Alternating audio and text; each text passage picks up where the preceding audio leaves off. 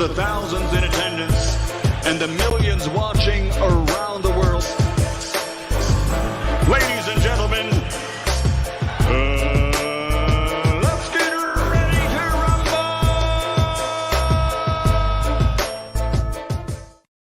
Yeah. What's up?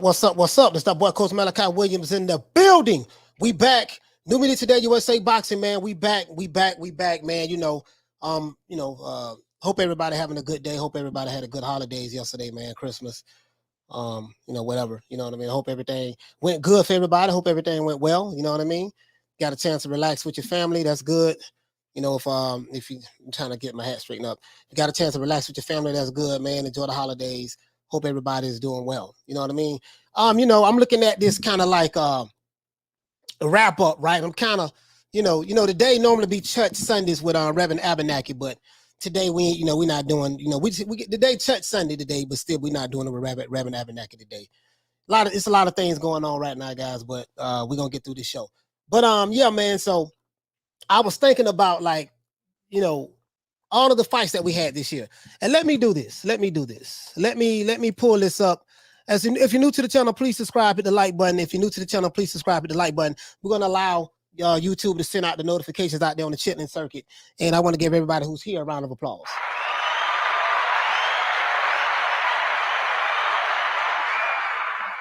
Now we might, now this ain't really no wrap up, but it's kind of like, we might do a wrap up on the 31st, on the next Friday. We'll probably do a wrap up for the year. You know what I mean? But we had some pretty good fights this year. The first half was kind of, I know we was complaining as a community. We wasn't really getting the fights, you know what I mean? But we ended up getting, what we got? Josh Taylor, first half of the year. Let's look at a list of all of the fights that we've had in boxing. I'm looking at what we have now, but let's see. I'm looking at what we have now, but let me do this. Let's see. We have some pretty good fights. We have some pretty good fights. Hold on, guys. I'm trying to getting us on the results of big fights. Okay, let's do this. I'm putting up a receipt right now. I should have already had this up, guys. I should have already had this up. And as a matter of fact, I should have already had this up. November. You know what, guys? I got some good news. I have all of the fights. August. Okay, cool. We got everything. I think we got. Do we have January? They didn't show Trevor Bryan and okay, cool. Don't worry about that. Anyways, man, shout out to everybody, man. Let me go ahead and do this OJ Juman style and let everybody know we're in the building, man. It is what it is Sunday. I hope everyone is relaxing with their family. I had to pull up the receipt because I wanted to see all of the fights. So I don't want to miss anything. So we can talk about, okay? All right, shout out to Eric Gomez. Let me go ahead and get everything together. Shout out to Eric Gomez. Hey, okay. He say Bomb Squad for sure. To this day. Shout out to Lil Green ISP. Hey, okay. Shout out to Charles N. Hey, shout out to Paul Evans in the building. Hey, okay. Shout out to Lady Shan in the building. Hey, okay. Shout out to Ava as well. Hey, okay. Shout out to Halim in the building. What's going on, my brother? Hey, okay. Shout out to Big Ronald Finkley, Big Ron in the building. What's going on, fam? Hey, okay. Shout out to who else we have? We have my brother Charlo in the building, man. Hey, okay. Shout out to Punch Perfect Boxing. Hey, okay. Shout out to let's see who else we have in the building, man. Shout out to Graham Taylor. What's happening, bro? Hey, okay. Shout out to let's see what's going on over here, man. Shout out to Chris. Hey, okay. Shout out to Chris Langley. Shout out to Chris Langley. Hey, okay. Shout out to who else we have in the building. Who else is in the building, man? Rocking with the old boy on the Sunday, man. Church Sundays. Shout out to I think that's it. These are the same names. I'm seeing the same names. Shout out to I'm seeing the same. Shout out to Juan Lopez. Hey, okay. Shout out to Luis. Luis, what's going on, fam? Hey, okay. Shout out to Ahmed. Ahmed, what's happening, bro? Hey, okay. Shout out to Adrian Big 30. What's going on, fam? Hey, okay. If you're new to the channel, please subscribe, hit the like button. Shout out to everyone who's listening to this podcast on Amazon as well as Amazon Music as well as on Spotify. Shout out to Mo Alum. Hey, okay. Shout out to PBC Fanboy. Hey, okay. Shout out to Graham Taylor in the building. Hey, okay. Shout out to Stephen 4722. Hey, okay. Shout out to Ali Muhammad. What's going on, fam? Hey, okay. Shout out to George H. What the lick read. Hey, okay. Shout out to the Wolf of Cards. Hey, okay. Shout out to Anthony Evelyn. Hey, okay. Shout out to I don't know how to pronounce your name. DMM AUI. Shout out to Arthur Hawkins. What's going on, fam? Shout out to Pound for Pound. I am the champ. Shout out to who else we have in the building, man. Jeff Luciano. What's happening, bro? Shout out to I think that's it. I think we got everybody, man. So I was sitting here thinking about shout out to George H as well. I was sitting here thinking about all of the fights that we had this year, right? And which one were the best fights? We had some good fights. You know, some would say Canelo Alvarez when he beat Caleb Plant to become undisputed. You know, it was a little excitement leading up to that fight, to be honest with you. Let's see. Some would say Josh Taylor when he beat Jose Ramirez, become undisputed at junior welterweight. Some would say Shakur Stevenson when he fought Jamel Herring. Some would say George Kambosos when he beat Teofimo Lopez. I would say that fight would be more upset of the year, more so than fight of the year. Again, this is my opinion, right? Keyword opinion. You don't have to agree with it. You may have another fight. You may have a fight where two frogs was fighting a turtle, and that was a fight of the year. Whatever you may have, so be it. I'm just saying, for me, my personal opinion. Keyword personal opinion. I got to say this because we got some slow people that out there who just want to make an argument and debate about every goddamn thing. You know, my opinion is not up for debate. You know what I mean? No, neither is yours. Some would say Lomachenko, you know, when he beat Nakatani or whatever the case may be. But, you know, we knew he was going to win before he stepped in the ring. So some would say Alexander Usyk when he beat Anthony Joshua. Some would say that. But, you know, we'll see. Some would say Johnny Rice when he beat, what the dude name was, Johnny Rice. Johnny Rice fought, I forgot the dude name from the PBC, Michael Coffey. Some would say that. You know what? That might be in my top five. That might be in my top five. That was a hell of a fight. That was a funny fight to me. But we're gonna get into this, man. So let's go ahead and get into this here, man. So now, because I want to start the show, open up the phone lines. If you're new to the channel, please subscribe, hit the like button. If you're new to the channel, please subscribe, hit the like button. Now let's check it out though, right? Let's see. Now, as I said before, I got Tyson Fury Wilder 3 was the fight of the year for me for 2021. If there's any other fights that you guys can think of, you know, for fight of the year, which fight would you think of? Which would it be? Which would it be? You know what I mean? Now, as I said before, this is my personal opinion. I feel like that the Tyson Fury Deontay Wilder 3 fight deserves to be called the fight of the year. I don't know if these major publications have put out a fight of the year yet. Now, I'm not going to go as far and say this is the greatest heavyweight fight in the history of the heavyweight division and all this old hyperbole shit. And, you know, Fury looked at like Ali and all this old crazy shit. I ain't saying no dumbass shit like that. You know, he fought a guy who didn't know how to box. He beat him twice. That's all that happened. But it was all of the other shit that led up to it, you know, and we're going to get into this now. Now the drama and everything that led up to this particular fight it's what made the fight for me. This is a fight that a lot of people didn't want to see again because they said, hey, man, look here, man. We already know the outcome going to be, man. Tyson Fury beat this guy up in the second fight, which was a good fight. You know what I mean? One-sided fight. But this fight here had a little bit of drama to it. It was kind of one-sided until the fourth round came. Wilder kind of like, you know, dropped Fury twice. So you know the story. But it was all of the other shit, and I'm going to explain to you what I mean by that. As I said before, the drama and everything that led up to the fight made the fight what it was.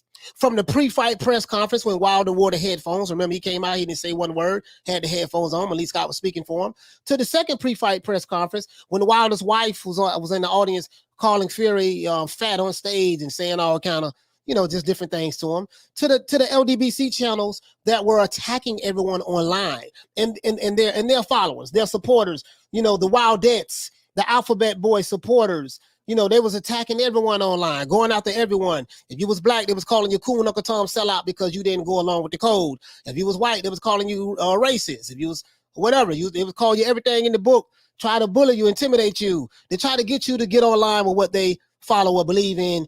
And that made this fight something else as well. You see what I'm saying? To the arbitration victory that led up to the third match because Tyson Fury tried to get out of the fight. To fight Wilder for the third time. You know what I mean? You know, till when we talked about the Glam Squad and how the Glam Squad had their impact on fashion when it came to Wilder's costumes. And, you know, in the LDBC and the LGBT connection, you know, we talked about that, right? All of that led up to it. You know, to all of the online debates that went on between the first and the third fight. The first fight, we heard some debates, about, the referee, long count. Second fight, we heard Glove Gate, Baby Mama Gate, Godzilla Gate, King Kong Gate, Water Bottle Gate, referee gate. We heard all of the gates. We heard all of the gates last year, you know what I mean? Well, this year, you see what I'm saying? All of that added to the fight as well, right? The hype and and can't forget about the toxicity that went on online from the Wildettes in the LDBC. See what I'm saying? We can't forget about that. The toxicity and the hate and all the other shit that they spewed out led up to what it was, right? To the drama inside of the ring with both fighters getting knocked down multiple times and rising from the canvas. To Fury finally finishing off Wilder with a 7-punch combination and knocking him out cold in the 11th round. I had tears in my eyes, dog. I thought Wilder had got killed. That's how bad it was. I thought he was dead. Let's see. To watching videos, of what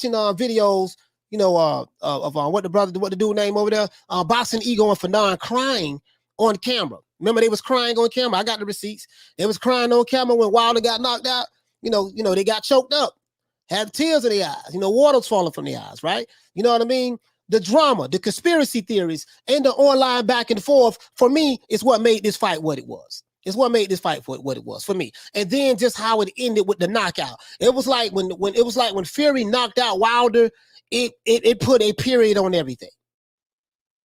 All of the conspiracies, the loaded gloves, the referees, the WBC, Mauricio Sulaiman conspired. It for me, and then how he ended it, how the fight ended with Fury dropping Wilder, and then Wilder dropping Fury twice, and then Fury dropping him in the 10th, and then the 11th round he ended up finishing with a 7-punch combination. It was Wakanda got officially destroyed that day.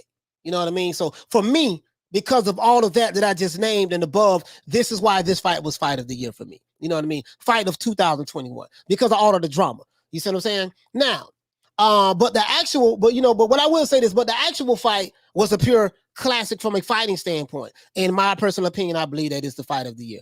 Other than that, man, what do you guys think, man? Well, I want to hear what you guys got. What do you have? You see what I'm saying? What do you have? You see what I'm saying? And I gave you guys the reasons why I picked that fight. You know what I mean? Just think about all of the toxicity that went on. Think of all of you guys who got attacked. Think of all of you guys who got threatened online. Think of all of the debates. Think of all of the bullshit that went from came in from the Wildettes and the LDBC and their supporters. All of that shit that those content creators was putting out, and then just to have Tyson Fury put the cherry on top with the knockout, it was priceless. It was priceless. You know what I mean? So it was a fight. It wasn't really a boxing clinic. Fury, it wasn't like Fury did some, I know these Fury fanboys, they feel like Tyson Fury is the greatest fighter in the history of boxing, and he's this super mega awesome guy. He's better than Ali, Sonny Liston, Larry Holmes, Lennox Lewis, all combined. I never see that bullshit.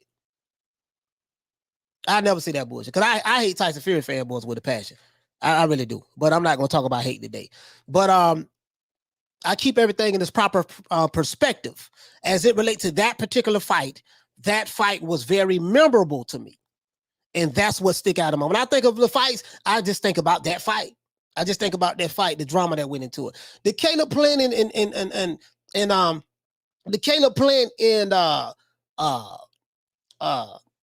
Canelo Alvarez fight, that fight had a little drama because of the push and the slap. You know what I mean? Canelo pushed Caleb Plant slapped Canelo, contrary to the Cinnabon fan base. They don't want to believe that, even though they say in the camera he got slapped. But the slap and then the two open hand slaps that Canelo caught Caleb Plant with, that made it kind of exciting. And then the stuff that Leonard Ellaby was saying, and then the stuff that Caleb Plant was saying, and, it made it kind of exciting. But everyone knew who was going to win the fight. It was 50-50. There was no, you know what, man, if Wilder can catch, if Caleb Plant can catch Canelo with the right punch, because he is the most, he's the hardest hitting heavyweight in the history, or the hardest hitting super middleweight in the history of boxing. There was none of that. You know what I mean? Everyone knew that when Caleb Plant stepped in the ring, he was going to get his ass whipped.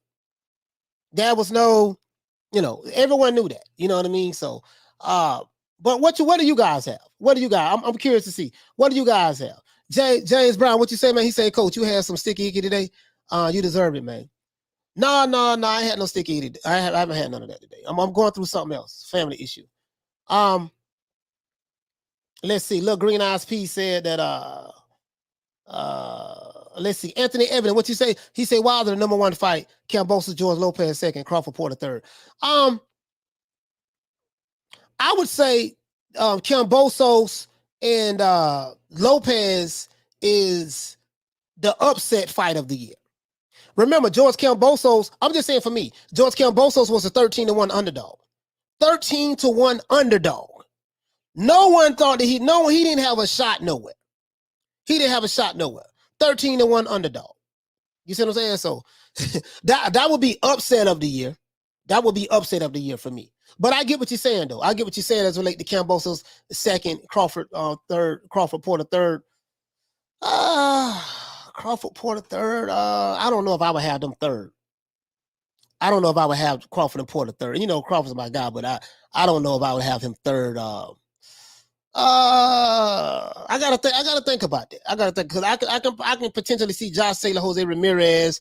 I could potentially see, but you know what though? Yeah, I might give you that because there was some drama leading up to that fight. Not from Porter and Crawford, but from the Alphabet Boy channels. Oh, you know, because you know they hate Crawford with the passion. So they was pushing this Porter narrative all the way. They became Porter fans overnight. You know what I mean? So let's see. If you're new to the channel, please subscribe, hit the like button. Little Green Eyes P said Caleb Plant got planted. Yeah, he did get planted. Got planted with $10 million too. Hey, he got planted with $10 million too. Frankie says Tank versus Cruz. That was the fight for me. Tank versus Cruz. Okay. You said Tank versus Cruz. So let's see. Tank versus Cruz. Let's see who else we got. Ronald Finkley, what you say, fam? You say he tried to talk his way out of a KO after getting slapped. Oh, yeah, you talking about in the fight, yeah. You know what I mean? Harleen say, Coach, what about Callum Plant jokes? Caleb, I don't know who Caleb Plant is. You mean Caleb Plant. C-A-L-E. Yeah, the jokes. You talking about all the jokes, and I call them, yeah, all the jokes. Yeah, all of the jokes. Yeah, that shit was funny. You know, I'm known for roasting. He said, I do not receive my apology for being called delusional. I said Fury was going to win. He said, good big man, used to be a little man. Yeah, who are you looking for an apology from? I mean, you said something that a lot of people said, Shell, but to be honest, a lot of people said that Fury was going to win. So a lot of people said that. I know I said it, you know, but whoever you're receiving an apology from, you probably need to reach out to them. Let's see. Butter B, what you say, fam? You say, Coach, salute to the chat. Happy holidays, everyone. Yes, sir. Happy holidays, man. Happy holidays. He said, Coach, did you have a good Xmas? No, not really. To be honest, not really. Let's see. James Brown said, he said, big up yourself, Coach Ewan from London. You'll get through whatever you're going through, my bro. Yeah, man. Yeah. It is what it is. We gotta keep pushing though, man. We gotta keep pushing. Kev says, I think it could be fight of the year. It was a good heavyweight bout. Men went down and ended with the knockout. It was just, that's what I'm saying. It was just all of the drama from last year. And then it went all the way over to through 2020, 21. And then the press conferences. And then what went on online, there was like a community, the Alphabet Boys, you know, was pushing some of the most race baiting shit, conspiracy theories, glove gate, referee gate, water bottle gate, Mike, let's see, what the brother name, what the brother name, Mark Breland was vindicated. Just a whole lot of shit, you know, trainers wishing, people from the LDBC wishing death on trainers and wish death on Sugar Hill, hope he burnt up in the car fire. It was just all kind of shit. And it was like Tyson Fury did the box to me. And I'm not a Tyson Fury fanboy at all, nowhere by the long shot of it. You know, I'm just being honest with you, I'm not. So it might piss off some Tyson Fury fanboys. I don't care. But when he knocked out Wilder, it wasn't the fact that he knocked Wilder out, he knocked out all of the toxicity from these guys, all of the race baiting, the attacks. He knocked all of that shit out. He knocked all of that shit out with a 7-punch combination. So that right there was the one. That right there was the one for me. You know what I mean? For me. And I had fun. I had fun the next day. I think that video, that show we did the day after Wilder that got knocked out by Fury, we did 80,000 views. We did 80,000 views, and I think I picked up 2,000 new subscribers, a little over 2,000 new subscribers within 2 or 3 days. Within 2 days, as a matter of fact, within 2 days. So that was very memorable for me. Arlette, she says the Crawford fight was the best of the year. Okay. Arlette said it was the Crawford fight. That had a lot to do too. That had a lot to do too. Because I think if they was talking shit to each other and stuff like that, but that was a good fight though. That was a really good fight. We got a good fight. He said, Coach, do you think Jake Paul KO of the year? Jake Paul KO of the year. You know what? You might be right. I think that KO kind of topped Juan Fury's KO. Yeah, I can go for that. I can go for that. They because Wilder and Fury fell out kind of. Wilder and what the brother name? Tyrone Woodley. They fell face first. Both of them fell face first.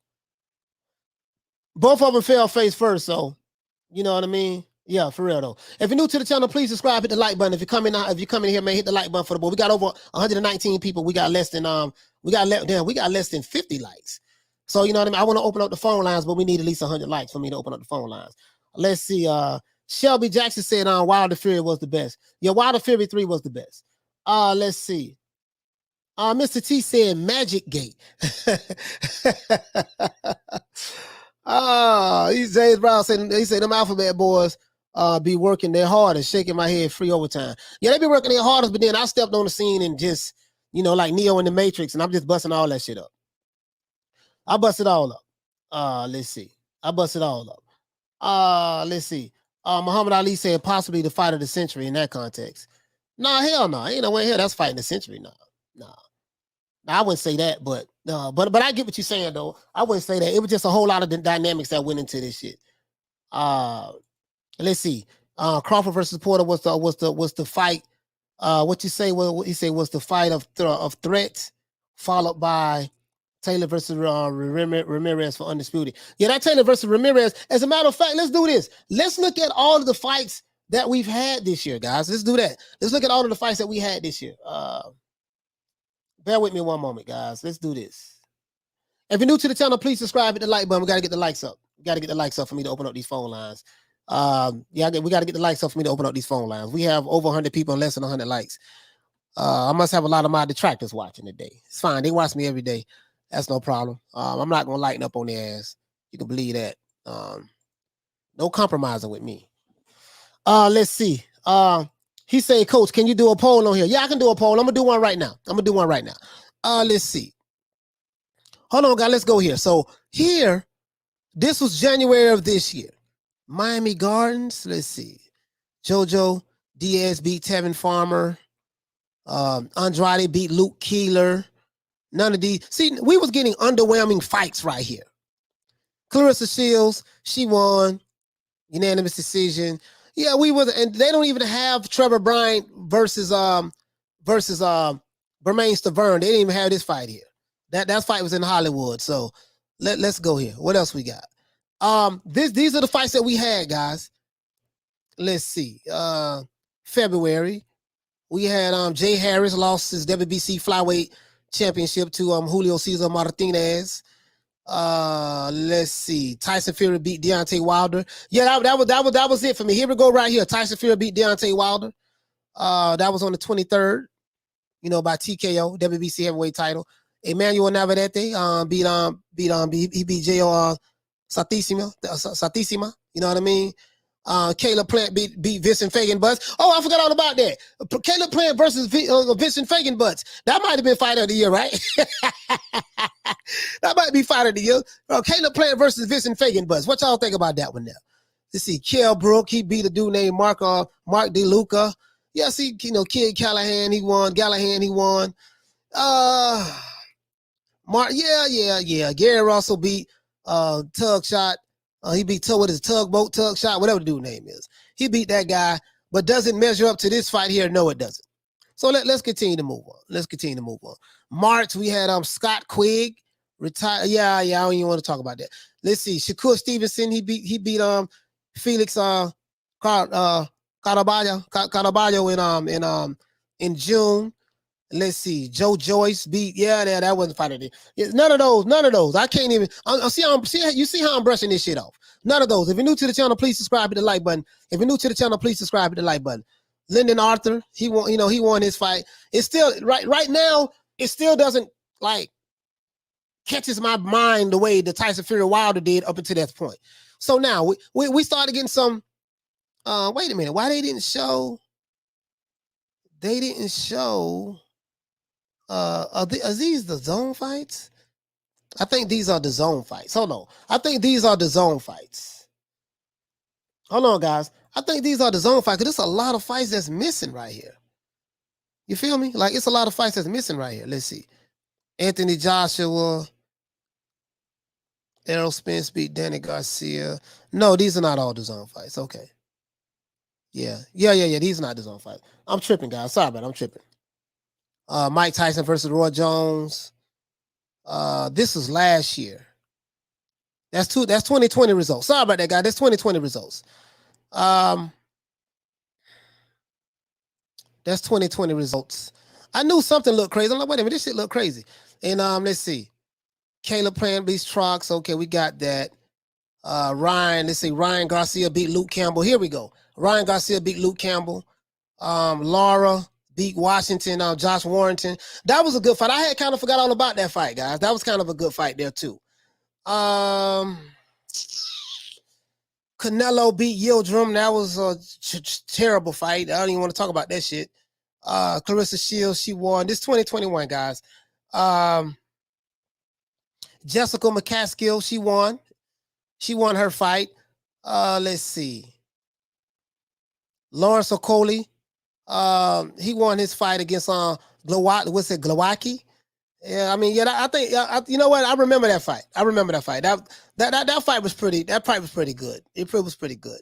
Dillian White beat Alexander Povetkin. Yeah. Remember Alexander Povetkin knocked Dillian White out last year. Then Dillian White came back. Jamel Herring beat Frampton. That was a good fight. I forgot all about Jamel Herring beating Frampton. You know what I mean? I forgot all about that. Shannon Courtenay beat Ebony Bridges. I didn't see this fight. Savannah Marshall beat Maria Lindbergh. I saw this fight right here. Conor Benn beat Samuel Vargas, and yeah, I saw that fight. That was kind of like a damn good knockout too by Conor Benn. That was a good knockout by Conor Benn. I still wasn't sold on him though. To be honest with you. But the boy can crack. Andrade beat Liam Williams. That wasn't a memorable fight, to be honest with you. I like Andrade, but it wasn't a memorable fight. Callum Johnson. We got Felix Cash. Yeah, that was BT Sports. I didn't see any of those fights. Michael Collin, Sonny Edwards. I remember this Sonny Edwards fight, but I wasn't thrilled about it, to be honest with you. Andrew Ruiz and Chris Arreola, this was a terrible fight. And the crazy part about this fight, they had the nerve to make it pay-per-view. The terrible part about that fight, guys, they had the nerve to make this fight pay-per-view. That was the terrible part about this fight. Andrew Ruiz versus Chris Arreola. That fight did like 100,000 pay-per-view buys. Ain't nobody buy that shit. Nobody buying that shit. You see what I'm saying? Nobody bought it, right? And if the PBC continue to put on fights like this on pay-per-view, wanting $80 for these fights, they will continue to do terrible at the box office. I can promise you that. Let's see, Giovanni Straffon. I didn't see this fight. Chris Eubank, Katie Taylor versus Natasha Jonas. Okay, Dimitri Bivol. Dimitri Bivol, he won the unanimous decision. Craig Richards, yeah, that fight wasn't shit. Joseph Parker versus Derek Chisora. Now, this was a good fight. Joseph Parker versus Derek Chisora. The first fight was a good fight. That was a good fight. That was a good fight. Let's see. What else we got? Canelo beat Billy Joe Saunders. Yeah, I lost $100 fucking with Billy Joe. I lost $100 fucking with Billy Joe. I lost $100 messing with Billy Joe. You know what I mean? I said I wasn't gonna make that same mistake last time when he fought Caleb Plant. I did not make that same mistake. Let's see what else we had, guys. Joshua Boxy. He beat Daniel Blender. Okay, all right.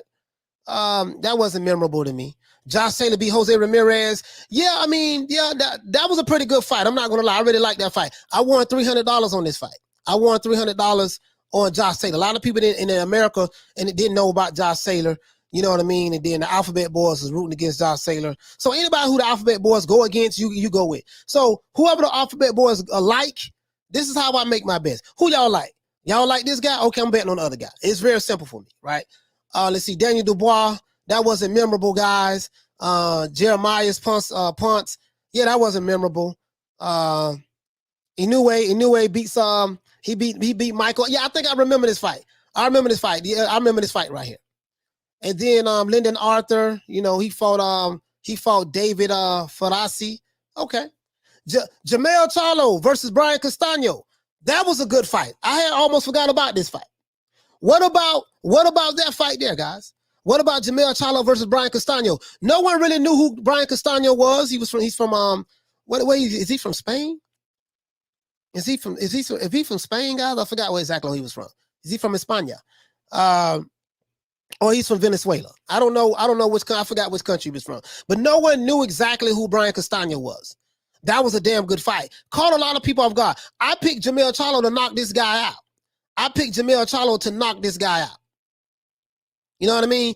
Of course, I was wrong. You know what I mean? Joe Joyce beat Carlos Takam. Some people say that was an early stoppage. The referee shouldn't have stopped the fight. I remember that. That was a little kind of controversial. Joe Joyce came out there with that big ass juggernaut helmet on his head. Campbell Hatton. Oh, this should have been robbery of the year. Was this the guy? Well, let's see. No, was this the guy Campbell Hatton? He fought this guy, and this guy clearly beat him. Nah, this might not be the fight.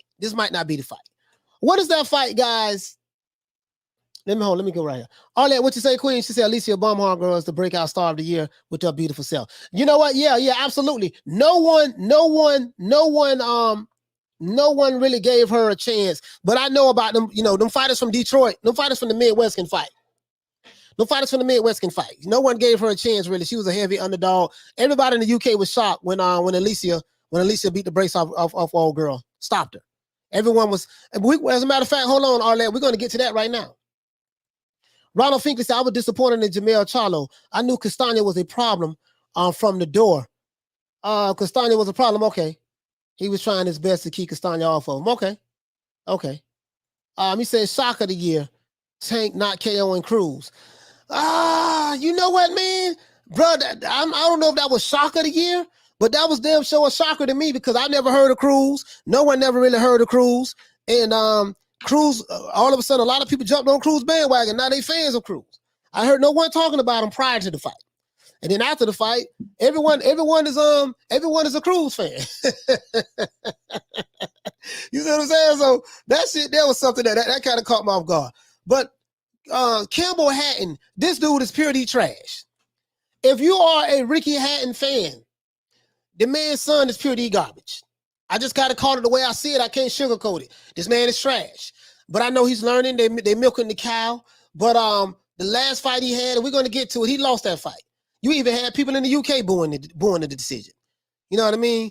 Kid Gallahan, he beat James Dickens. Okay, I remember that there. I remember that fight. Halim said Hatton lost that fight. Yeah, you know what? I think it's another one though. I think it's another one, Halim. Hold on, I think it's another one. That could have been it. That could have been the fight, but I thought he had another fight after that, Halim. Hold on, let's see, can we find it? Joshua Botsy, he won. He stopped Rickards. Yeah, he stopped this guy in 11 round stoppage. I remember this fight. This was a good fight. Let's see. Your Dennis Ugas beat Manny Pacquiao. What about that fight? How do you view that fight as fight of the year? Was that fight of the year for you guys? Ugas getting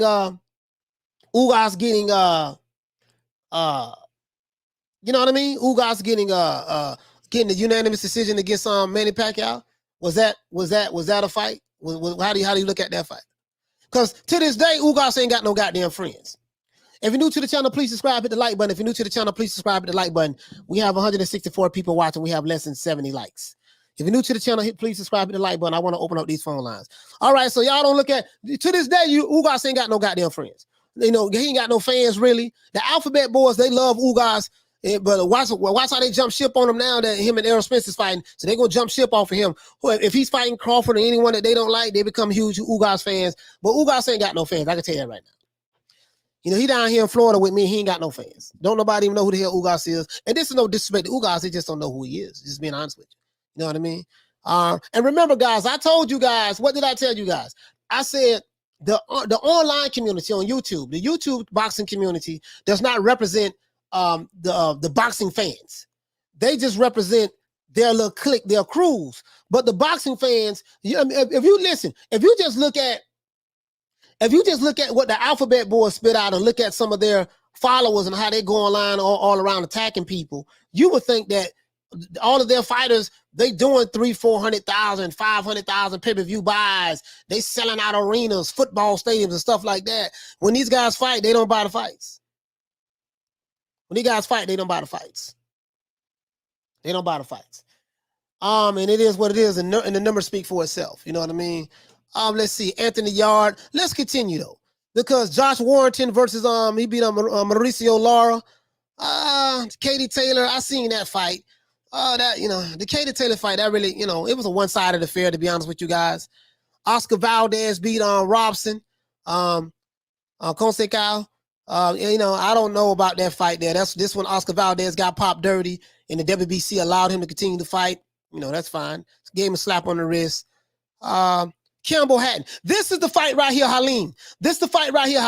Campbell Hatton versus Sonia Martinez. He lost this fight. Bro, he didn't win that one round. The judges robbed Sonia Martinez and gave it to Campbell Hatton. What really pissed me off about this fight, Halim, Sonia Martinez was clapping in the ring. He was clapping in the ring, and he gave Ricky Hatton, Campbell Hatton a hug and took a picture with him after the fight. So he automatically knew that he was there to get robbed. He was there to get robbed. You see what I'm saying? So it is what it is. Callum Smith, he had a damn good knockout in this fight. He had a damn good knockout. Callum Smith, that was a pretty good knockout by Callum Smith. Lawrence Okoli, this is a good fight right here. I remember seeing this fight. Alexander Usyk beat Anthony Joshua, unanimous decision in the UK on the road. What he does best. He's a true road warrior. It was pretty much a one-sided fight. It was a lot closer than I thought it was. But so I guess Alexander Usyk becoming unified in his third heavyweight fight. Maybe you would say that was more memorable. You know what I mean, to you guys. But I gave you guys my criteria when I say what memorable is. I gave you guys my criteria with that. Let's see. What other fights we had this year, guys? This was that was September. We had Liam Smith beat Anthony Fowler. Okay. Let's see. Who else we had? Tyson Fury beats Deontay Wilder October the 9th, 11th round KO. Now, up until this point, in my opinion, guys, this was the fight that stood out to me because of all of the things that I named. This was the fight that stood out to me. Period. Memorable. Let's continue. Chris Eubanks Jr., nah. Huggy Fury, nah. Chris beats Kristen Hammer, nah. Savannah Marshall, when she beat Lolita, Mazaya, you know what I mean? I'm comparing everything to the Fury Wilder. That's what's in my head right now. Shakur Stevenson beats Jamel Herring. Now, this was a damn good fight. Shakur Stevenson beats Jamel Herring. One side of the fair, 10 round, it was 10 round landslide. 10 round landslide. Let's see. Chantel Cameron beats Mary McGee. Yeah, this it was a good fight too. Chantel Cameron, man, she's one of my favorite female fighters. Let's see. What else was a good one, guys? Saul Canelo Alvarez beats Caleb Plant. That was a damn good fight too. That fight was better than I thought it was going to be. Caleb Plant did show up the fight. If you're new to the channel, please subscribe, hit the like button. We got 17. We need 17 more likes in order for me to open up the phone lines. Let's see. We have Kiko Martinez beat Kid Gallahan. That was a good fight. We're talking about memories right now. That was a damn good fight. Canelo beat Caleb Plant. That was a good fight, but everyone knew Canelo was going to win.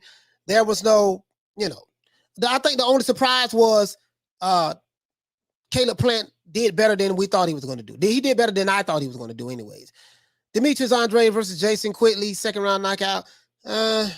Sean Porter versus Terrence Crawford beat Sean Porter 10th round stoppage. That for me, the reason why this fight doesn't go up there is because Kenny Porter threw the towel in.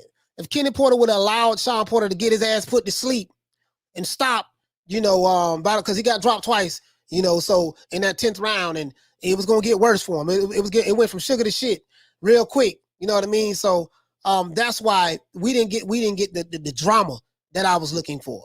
Stephen Fulton beat on Brandon Figueroa. Some people would say that Brandon Figueroa won that fight. Some people said that Fulton won that fight because he landed the cleaner shots. This was a damn good fight, though. This was a damn good fight. Can't lie. George Kambosos beating Teofimo Lopez Jr. Split decision. 2 knockdowns. We had T. Diddy. We had the emergence of T. Diddy. T. Diddy became real famous up until this fight. This fight could very well may be up there with Fight of the Year, guys. We had T. Diddy. Remember T. Diddy?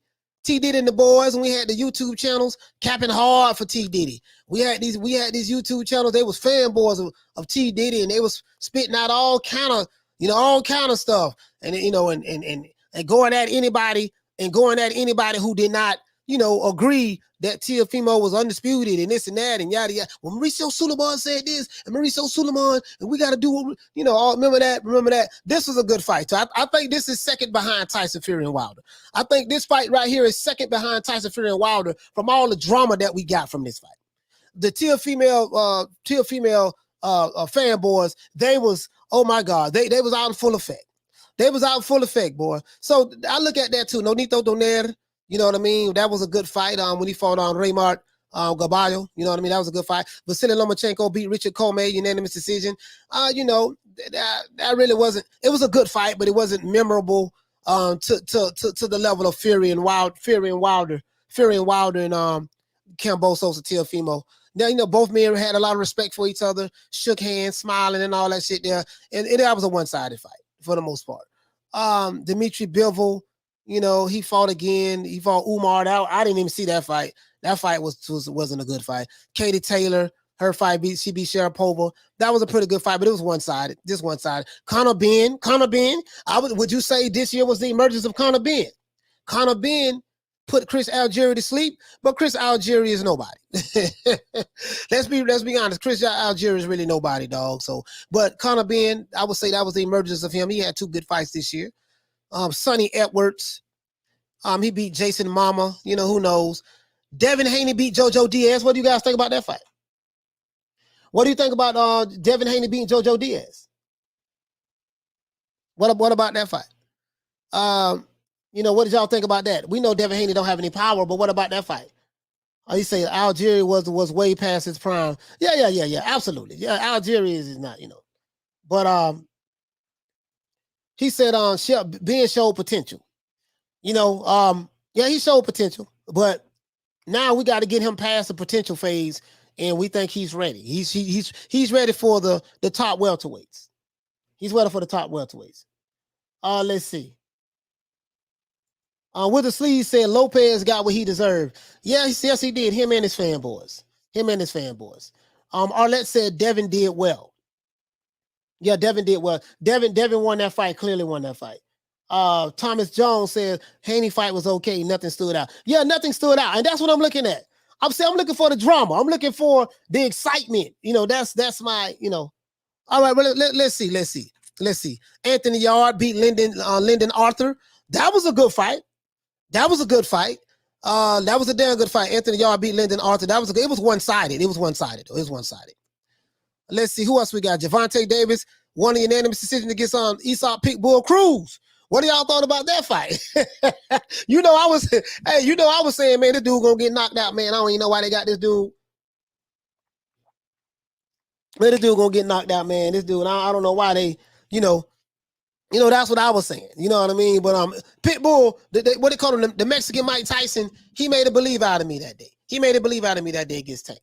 They say Tank broke his hand, and that's why he couldn't knock him out and all of that stuff there, But yeah, that was a good fight. Where is wait a minute. Where is my girl Alicia? Did I pass Alicia? Where's Alicia? Alicia. How in the hell I missed Alicia?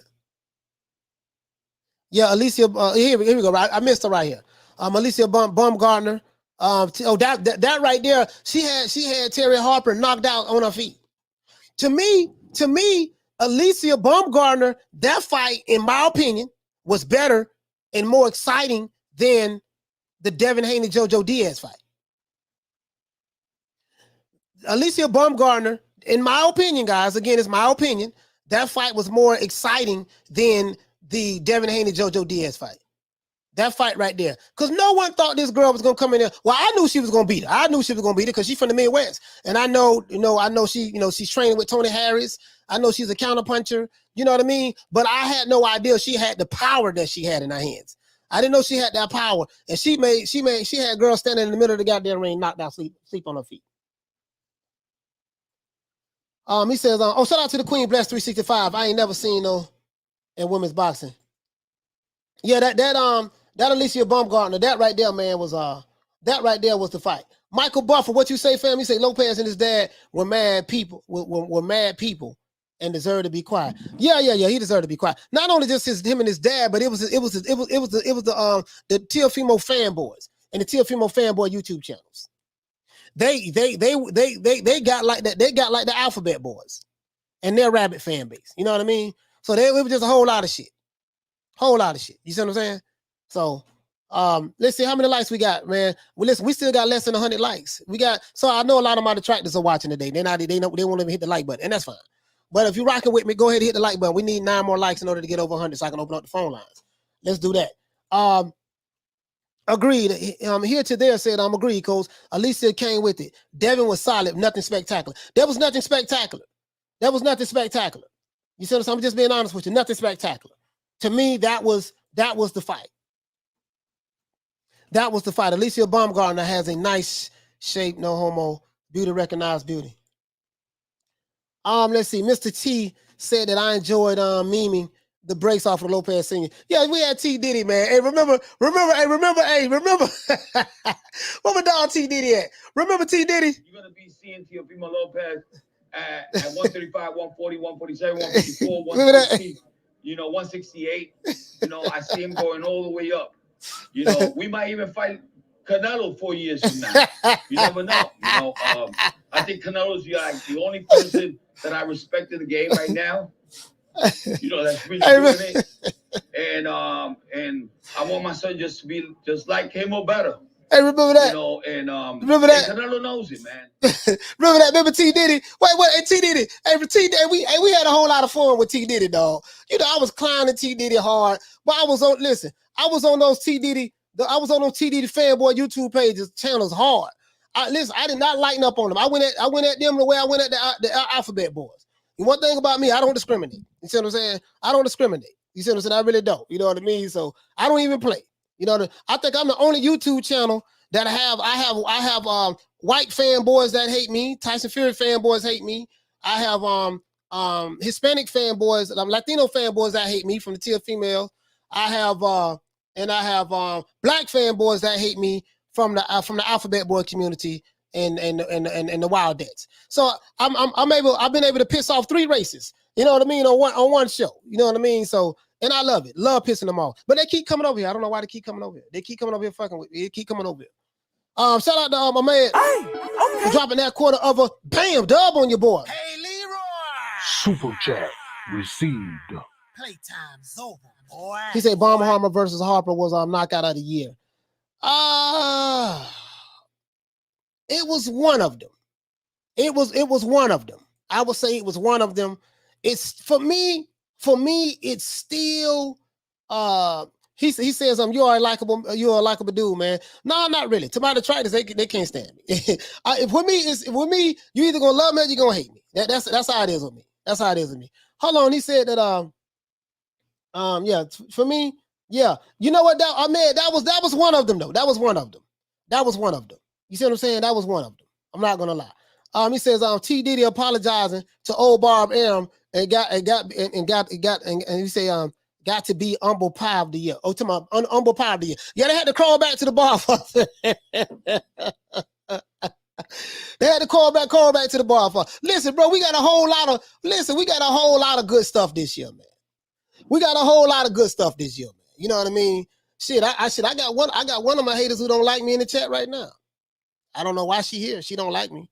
I don't know why the hell she here, but she can't get enough of the old boy. I ain't gonna say no names. Let's put the phone lines up. Any of my detractors want to call in, got a problem, got something they got to say, you can call in.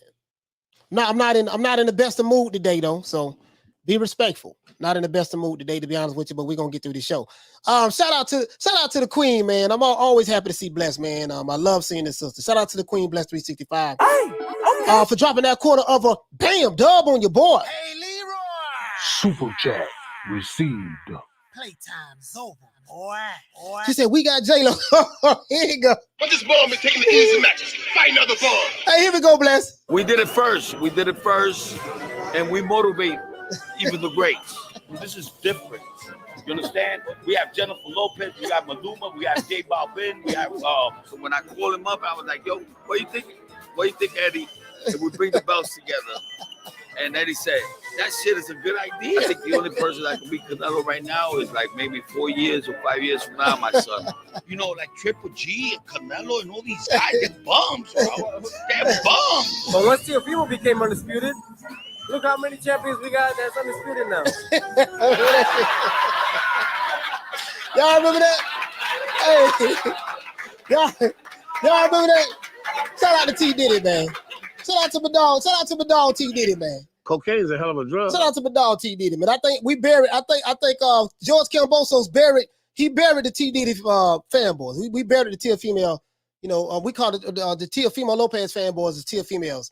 You know, Tia female fanboys. So he buried those guys. They got buried, and then Fury buried the Wildettes.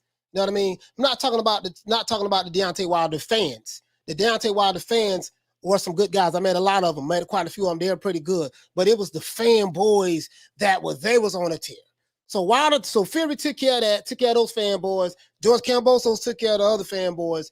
You know what I mean? And then Caleb Plant they tried to do something with Caleb Plant, but Canelo got rid of that. Got rid of whatever the fans that Caleb Plant had, fanboys that they had. Canelo got rid of that, and then they jumped on the Sean Porter bandwagon.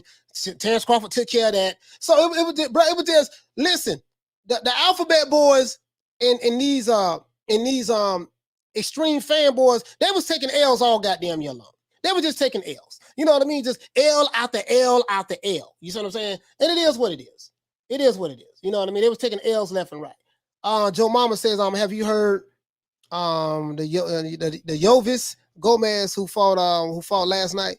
He had a booty KO of the year against somebody. No, I didn't see no fights. I didn't hear nothing about none of that, brother. I didn't hear nothing about none of that, brother. I'm just saying, you know what I mean? I'm really though. You know what I mean? I didn't hear nothing about it, to be honest with you. Let's see. He said we gave Crawford and Porter a payday. yeah, we gave them their biggest paydays. we got bro.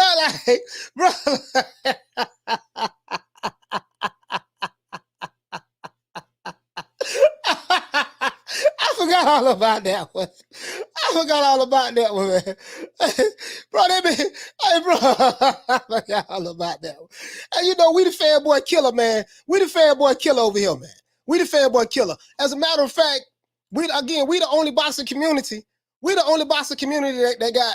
We the only boxing community, dog, that got. We got 15. We got the 15 commandments right here, man. Hey, listen. Oh, what else we got? We got my main man Leonard Snotsy's Nose, LRB. We got Snotsy's Nose. You know, we got Snotsy's Nose as well. You know what I mean? Leonard LRB. You know what I mean, our dog. You know, here you go. Shout out to Thomas Jones. Shout out to Thomas Jones, man. Hold on, let me get the sound right. Shout out to Thomas Jones. Hey, okay. Dropping that $2 bam super chat on your boy. Hey, Leroy. Super chat received. Playtime's over, boy. Hey, he said, will the PBC make it come back in 2022? I mean, we'll see, man. We'll see if they keep putting lame ass fights on pay-per-view, because the people are waking up. The people are waking up, man. People waking up. If they keep putting these lame fights on, man, ain't nobody buying that shit. Hell, the people who say they support it online, they don't buy it. They illegally stream it as well. So I'm joining the party. The Queen Arlette said they took a lot of L's. They took a lot of L's for real. Yeah, they took a lot of L's. They took a lot of L's. A whole lot of L's. It's like everything they touched went to shit. You see what I'm saying? Arlette, it's like everything the Alphabet Boys touched just went to shit. You see what I'm saying? It just went straight down the toilet. Just being honest with you. You know what I mean? They just seem like, man, it's like, bro, there's a whole lot of people jumped out. There's a whole lot of people we had to say that was fanboys when they got their ass whipped. When they got their ass whipped, that if they lived on the second floor, do not jump. Do not jump. As a matter of fact, hey, I wasn't gonna do this, but let's do this, man. Let me open up the phone lines because I said I'm gonna open up. We got over 100. We got over 100, man. If you're new to the channel, please subscribe, hit the like button. I'm gonna open up the phone lines right now, y'all. Hold on, man. Let's do this though. Let's do this. Let's do this, man. Cause I wanna, man. I wanna. Let's see. Where is bruh? I like they had these grown ass men crying. These dudes was crying, man. Yeah, I ain't gonna roast them. I ain't gonna roast them like that. I ain't gonna roast them right now today. I ain't gonna roast them today. I should though. But these niggas was crying, boy. Bro, these dudes was crying. I ain't gonna roast them today, dog. Not today. I'm gonna save it for another day. But yeah, man, it is what it is, man. Hey, bro, it was rough for the fanboys this year. It was rough for the fanboys this year, man. It was rough for the fanboy YouTube channels. These old crusty niggas. Today, we came up with new slogans this year. We came up with the old crusty niggas. The old crusty niggas who been on the block too long. They've been on the YTBC too long, and they created cults and had this rabid following that was, attacking people. We dealt with the aerosexuals. They got one more bullet left in their 38. We dealt with that this year. You know what I mean? But as it relates to the fights, I would say, guys, that for me, 2021, it was the Wilder Fury fight. That fight right there, like, bust the door wide open.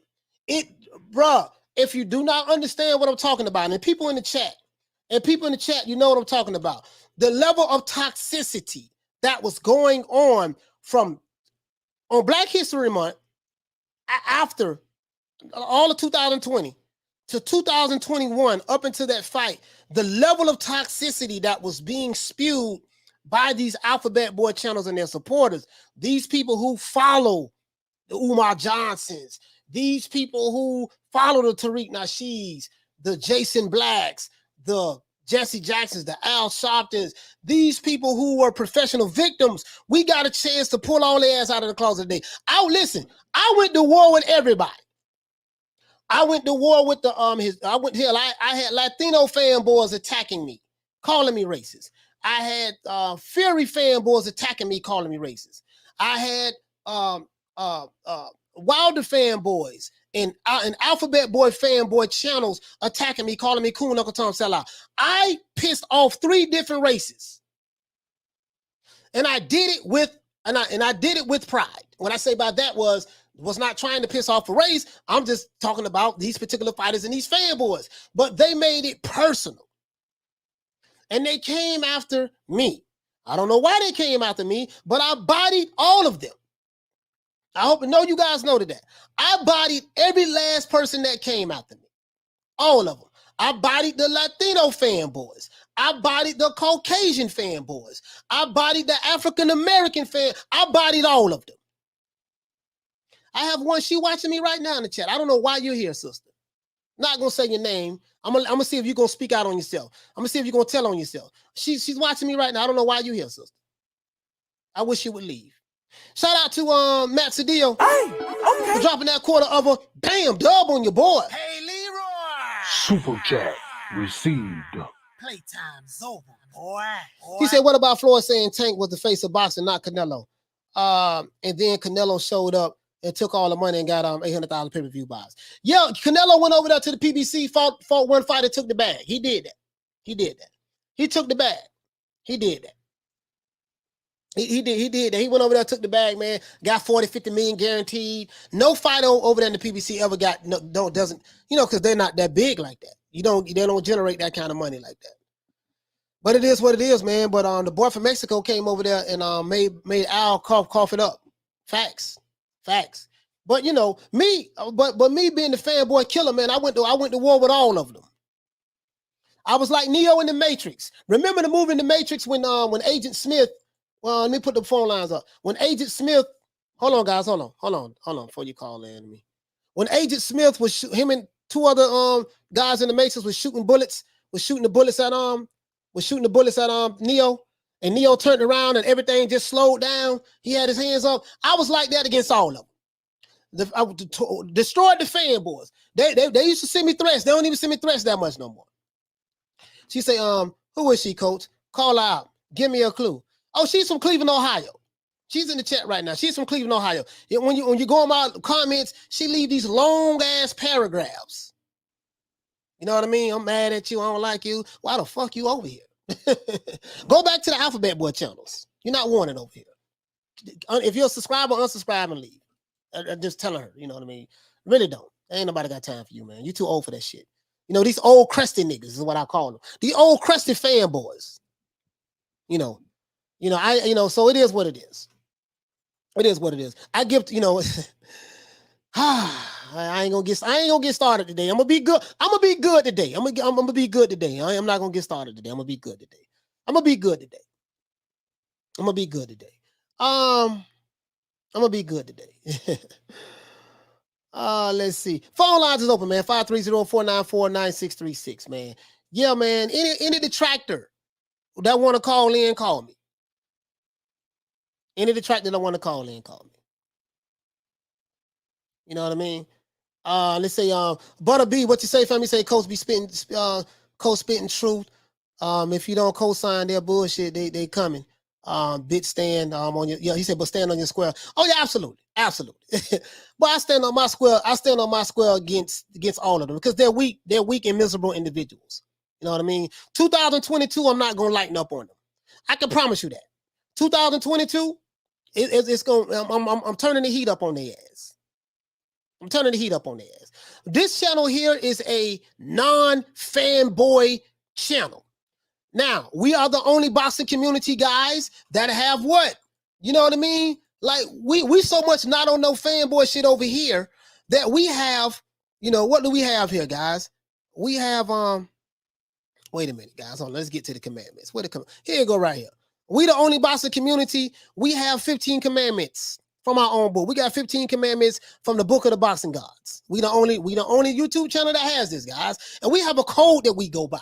Thou shalt not pick up the cherries if you are an elite fighter.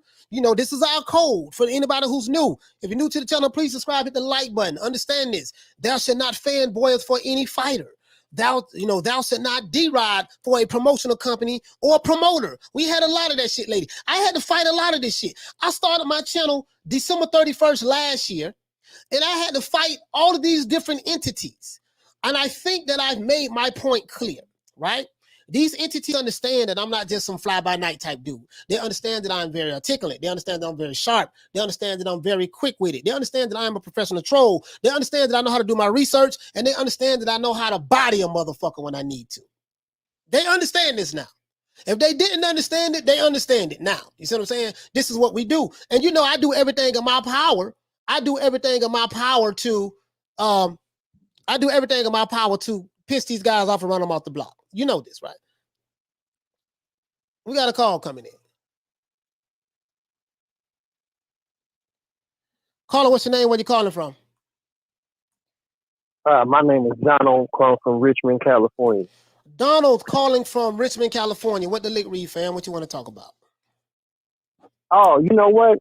I just wanted to tell you that I just recently became a subscriber and started listening to your show because I know I follow Lady Shan from the Boxing Voice, and I like how Lady Shan goes on the Boxing Voice and she be cooking Ness because Ness, he be making up shit and he be lying, and I like how she calls him out on it because he doesn't like it if you don't go with his narrative. Right. And then from listening to her show, I heard you on her show, and then I was like, "You do sound cool," and I was like, "Oh," and at first I was like, "You can't be a UK guy because he sound like he's from the United States." Yeah. And then I learned that he was in Florida, and then I went to your page and I started seeing some of your videos, listening to your videos, and I was like, "Oh, he's cooking the he's cooking the letter crew." I said, "Oh, I really like this nigga." I said, "Oh, I'll fuck with this dude down." And I've been listening to your shit, and I like what you be saying, how you be calling them out on their bullshit, because for in the beginning, like probably like maybe a couple years back, I used to listen to some of their videos, and then there's another guy. His name is Goodfella Sports TV, and I listened to him, and then it was like some dude that was like a narrator on their channel. He must have went to the Goodfellas channel, and then I used to send super chats to their channel, and he seen me send a super chat to their channel, and then I came to their channel and I sent a super chat, and then he blocked me and was like, "Oh yeah, this dude, he's being blocked because he goes to so and so channel." And I said, "Wait, what type of fucking bullshit is that?" Because I looked at it like this. I said, "These motherfuckers, they black, they got their thing going. I listen to CJ because he black, and for me, it wasn't about I'm with y'all and I'm with him. It was like I see two black channels that talk about boxing, and I wanted to support them. And the motherfuckers blocked me, and it was like, well, damn, do I gotta fucking pick and choose?" And I was just trying to be neutral about it. I don't want to fuck them motherfuckers. And then when I see how they was fucking dogging Terrence Crawford, and I'm like, every time something come up with Crawford, they always want to talk shit about him, or they want to like move the goalpost. And I said, you know what? I can already see these motherfuckers know Terrence gonna whip his ass, and they do any and everything that they can. They make up shit. You know, they try to talk about the pay-per-view numbers. And I said, man, I'm so sick of these motherfuckers. So when I heard you coming at these niggas, I said, man, this my dude. I said, this my dude. And I said today, I said, when I seen that you had a show going, I said, man, I'm going to call this dude and let you know I like him. I fuck with his show. I like how you come at these motherfuckers and you be cooking their asses. You be cooking them niggas. Well done. Yeah, Don, I appreciate the support, man. I really do, man. Like a lot of my detractors, they say, "Oh man, you cooning for you trying to get the white audience, you trying to go attack your people, this and that." And you know, like 63 of my subscribers are from the United States. That's one, and then two, you know, these guys are professional victims and race baiters and hustlers, and I just ain't gonna go for the bullshit. And they're very easy to diffuse. If you have any issues with any of these guys, just send them over here. I will easily body them. It's very easy for me. And they don't want I bet they won't even come. Yeah, and they don't, you know, no. But anyways, man, hey Donald, thank you so much for calling in, my brother, man. I really appreciate, man, the support, fam. I really appreciate that, brother. Thank you so much. You will see me on the super chat. All right, thank you so much, Donald. Thank you, brother. All right. Shout out to Donald, man, calling from Richmond, from Richmond, California, man. That's the Bay Area there, man. That's the Bay Area up there. You know what I mean? So he said, speak directly at people if you have a problem with them. SWAT Texas. Oh, who was that? Yeah. Who was that? Let's see. He says, Bless 365 said, yeah, a lot of them do that. You know, I stay if they have something interesting topics. Other than that, I dip. Got another phone call calling in from LA. Looks like Los Angeles. Let's see. Caller, what's your name? Where you calling from? Hi, Coach. This is Bless 365. Bless, what's going on? What's up, Coach? I can finally call in because I'm not working. Oh man, Bless 365. Thank you so much for calling in. Where you calling from? I'm calling from California. All right, she calling from Cali. Bless, what's going on, Bless? First time calling in. You always supported me. Yes, I just want to say I really appreciate your show, Coach. You be having me cracking up. You in the chat. Y'all give me such a good laugh every day when I'm at work, and I really appreciate you guys. I really enjoy your channel because, like, a lot of stuff that, like, sometimes I wasn't in agreement with, when you, like, state the facts of stuff, you only have to respect when somebody is coming with facts. You can't always have your own opinion about stuff, especially when somebody is hitting you with facts, or facts over opinions, you know? Yeah, I mean, you know, again, like, I'm not always right, you know, and I'm not going to, and I have to be honest. Sometimes I get very rough the way I deliver the message. And so, but I always do this. I always go back and reflect and say, you know what, man, what I could have did better on the show. All right. I was kind of a little too heated here. I delivered my message a little bit too strong. But what a lot of people didn't know, Bless, that at that time, I used to get a whole lot of, you know, negative emails and negative, you know, text message, DMs in my DMs, dudes making dummy accounts, hitting me up on Instagram. They gonna shoot me. They better not see me at the fights, this and that. So I was just like, the hell with it. It's scorched earth policy. You know what I mean? That's what it was. Right.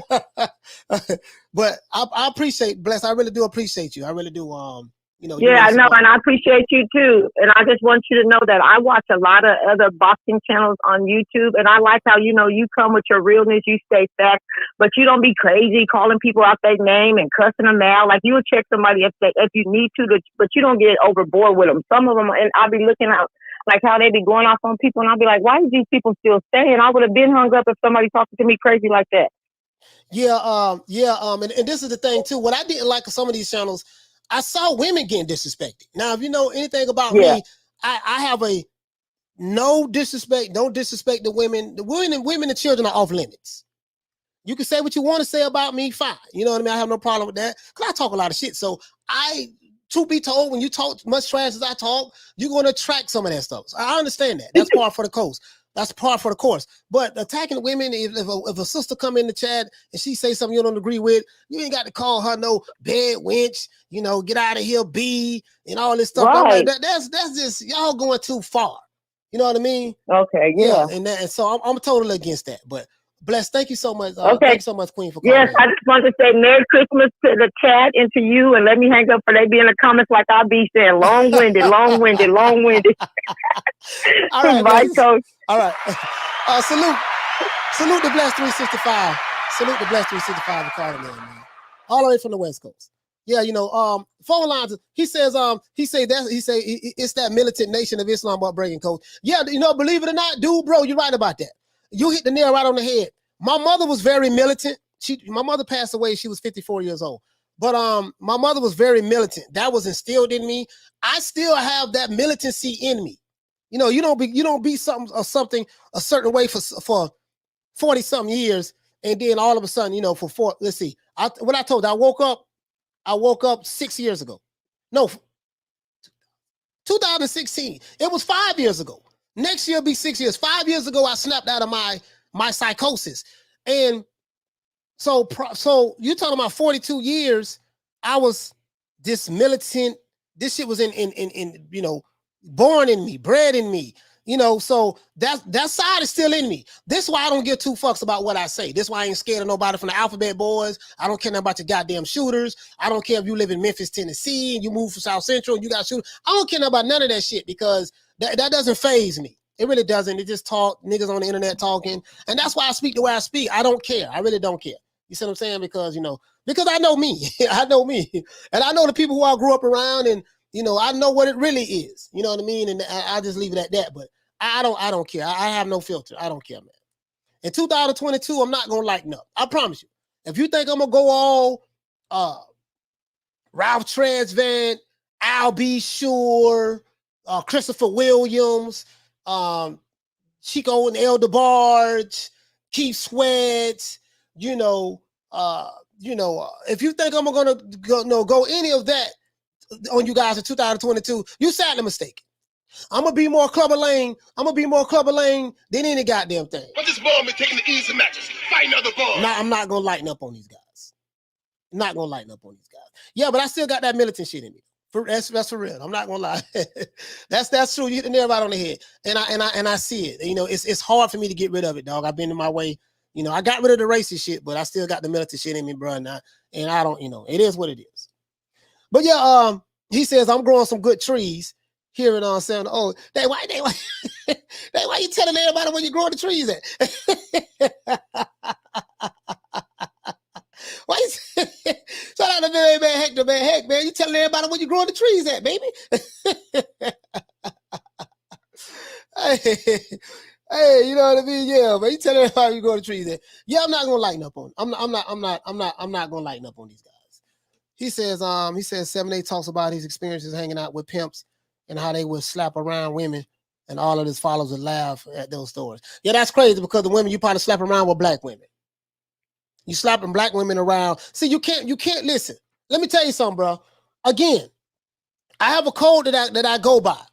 You know, and women and children are off limits. But you can't brag about how you slapped around other. You can't sit here and say you for black people, but you pimping black women, and you make joy about slapping black women around. Black women give birth to us, to the black men. You see what I'm saying? So, you know, you can't do that. Like, I point out the double standards. As I say, if you didn't have a double standard, you wouldn't have a standard at all. You see what I'm saying? These guys have double standards. I point out the double standards, the hypocrisies. And it's very easy to defeat these guys because I know the playbook from which they're talking from. You know what I mean? So it is what it is. This guy says, Coach, can we address how the WBC doing Haney wrong and how Loma is going to get to fight over him? Oh, that's very easy. I addressed that Friday.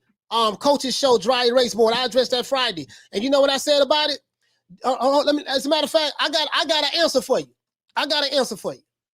He says, can we address how the WBC is doing Devin Haney wrong? Okay, I got an answer for you, my brother.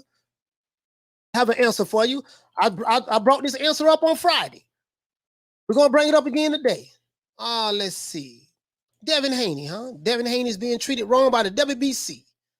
And everybody's up in arms about that. I got something for you. I got something for you right here. Hold on. Devin Haney is being treated wrong. Okay, let's go right here. Pull that up. And let me pull up one more. Let's pull up one more. Devin Haney being treated wrong by the WBC, and Devin Haney is being treated bad and unfairly, and everybody is up in arms about this, right? Except Devin Haney and Bill Haney. So let's go right here. Let's continue. Let's see, and let's go to Mauricio Suleiman. I got something for you, my brother. Hold on, I got something for you right there. Ta-da! Bam. Okay, now let's talk about that. Let's talk about how Devin Haney. Can we address how the WBC is doing Devin Haney wrong? Let's talk about that. Let's talk about that. As you can see right here, what is his brother's name? I want to make sure I don't forget his name. Coach's, what is it? Coach's Corner. The brother name is. I want to make sure I don't forget this brother's name. Anyways, yeah, Coach showed Dry Erase, but I want you to see this. As you can see right here, this is Mauricio Suleiman. This is his father, Jose Suleiman. Let's continue. Right after, probably like 24 hours after Mauricio Suleiman said that Devin Haney was the WBC Pride champion, everyone went up in arms. People from the LDBC, Alphabet Boy community, you probably represent that side of the fence. Everybody went up in arms and wanted to go to war and all of this shit there, right? And yada, yada, yada, yada, yada. So I said, you know what, man? What does Devin Haney feel about this? Because I'm the type of dude like this here.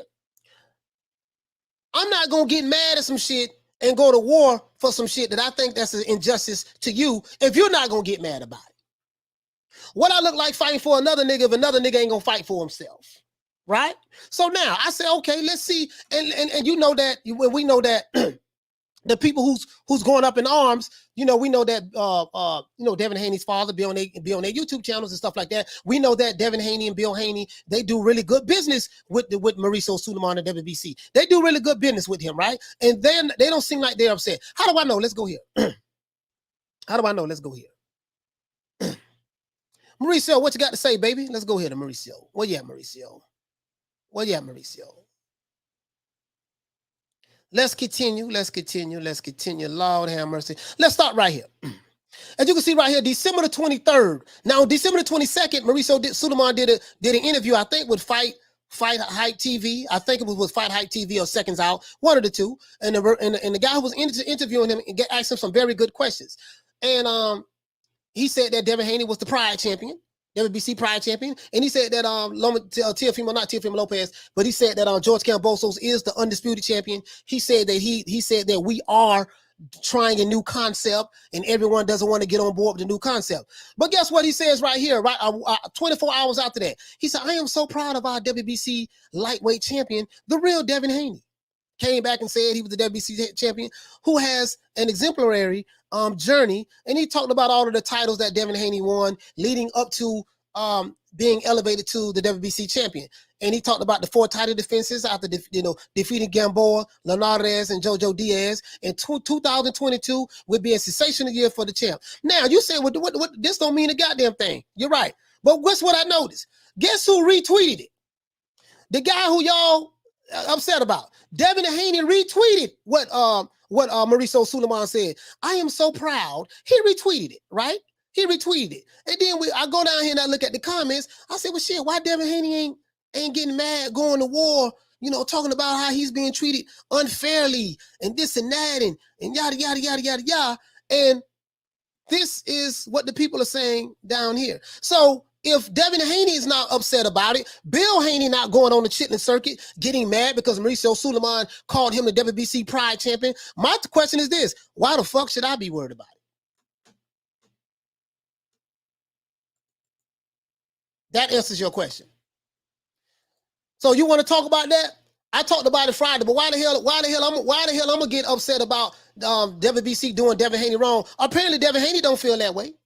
Send me a video, send me some receipts where Devin Haney is saying that the WBC treating me wrong and this and that, and we need to get up in arms. No.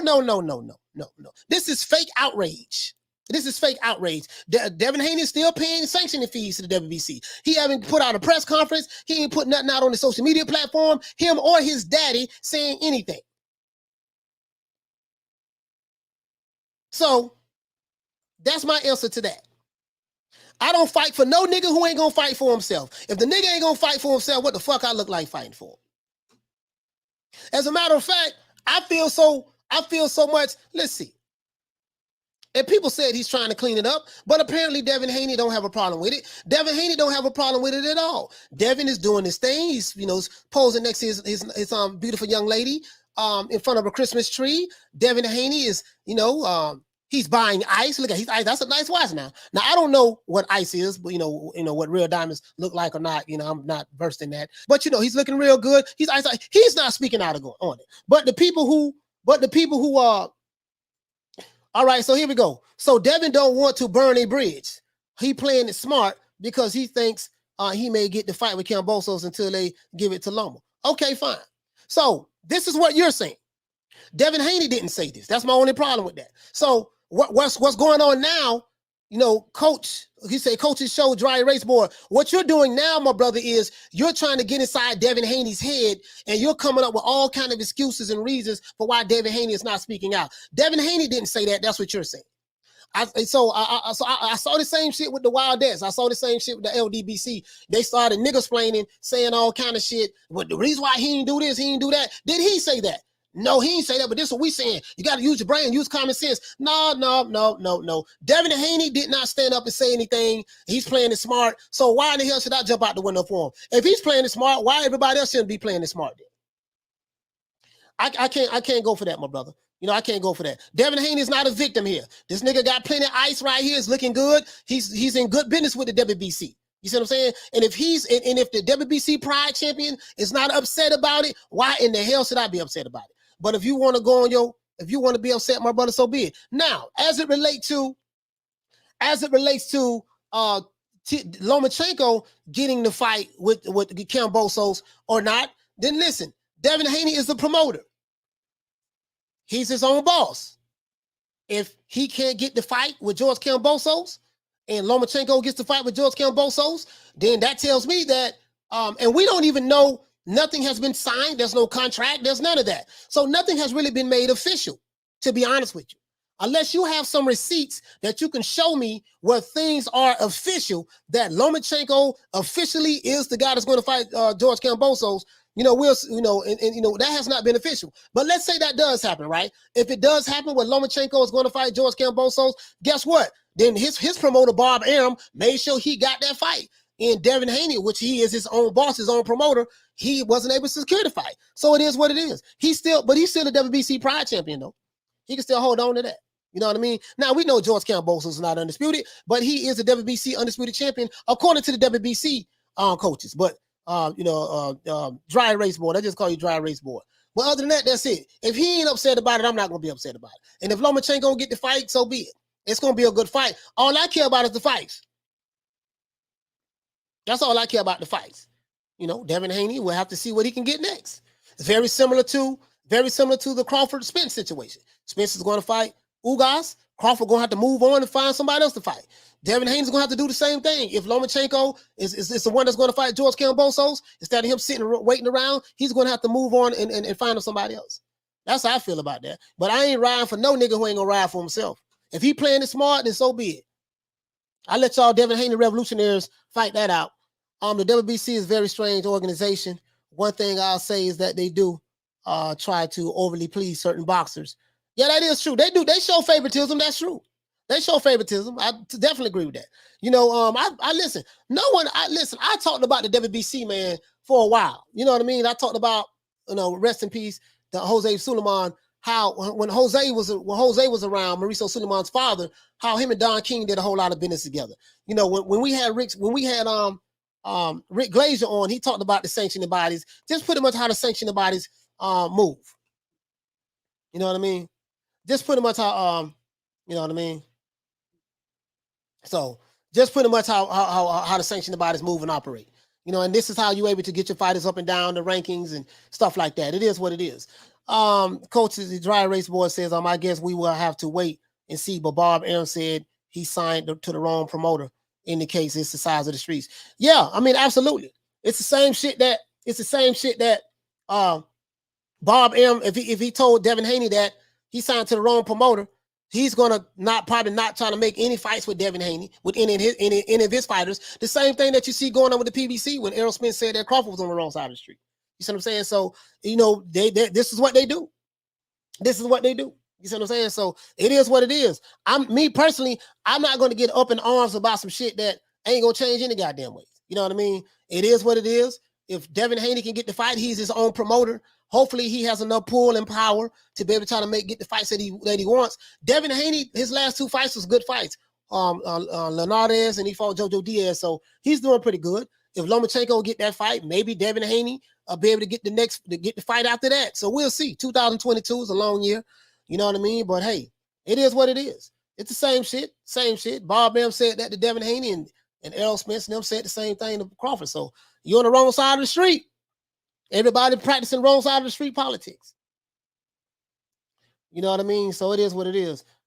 Dude, bro says that I wish Terrence didn't have to move on. But after 4 years, and nothing you can do. Yeah. You know you can do that. I don't feel sorry for Crawford. The nigga multi-millionaire. Shit, he got plenty of money. He made a whole lot of money with Top Rank. A whole lot of money. So I don't feel sorry for him. Trust me. I'm the last one to feel sorry for him. But yeah, you got to move on. You know, you got to move on. He said we should hold the sport to a standard, coach. WBC moving different. The WBC has always moved like this, though.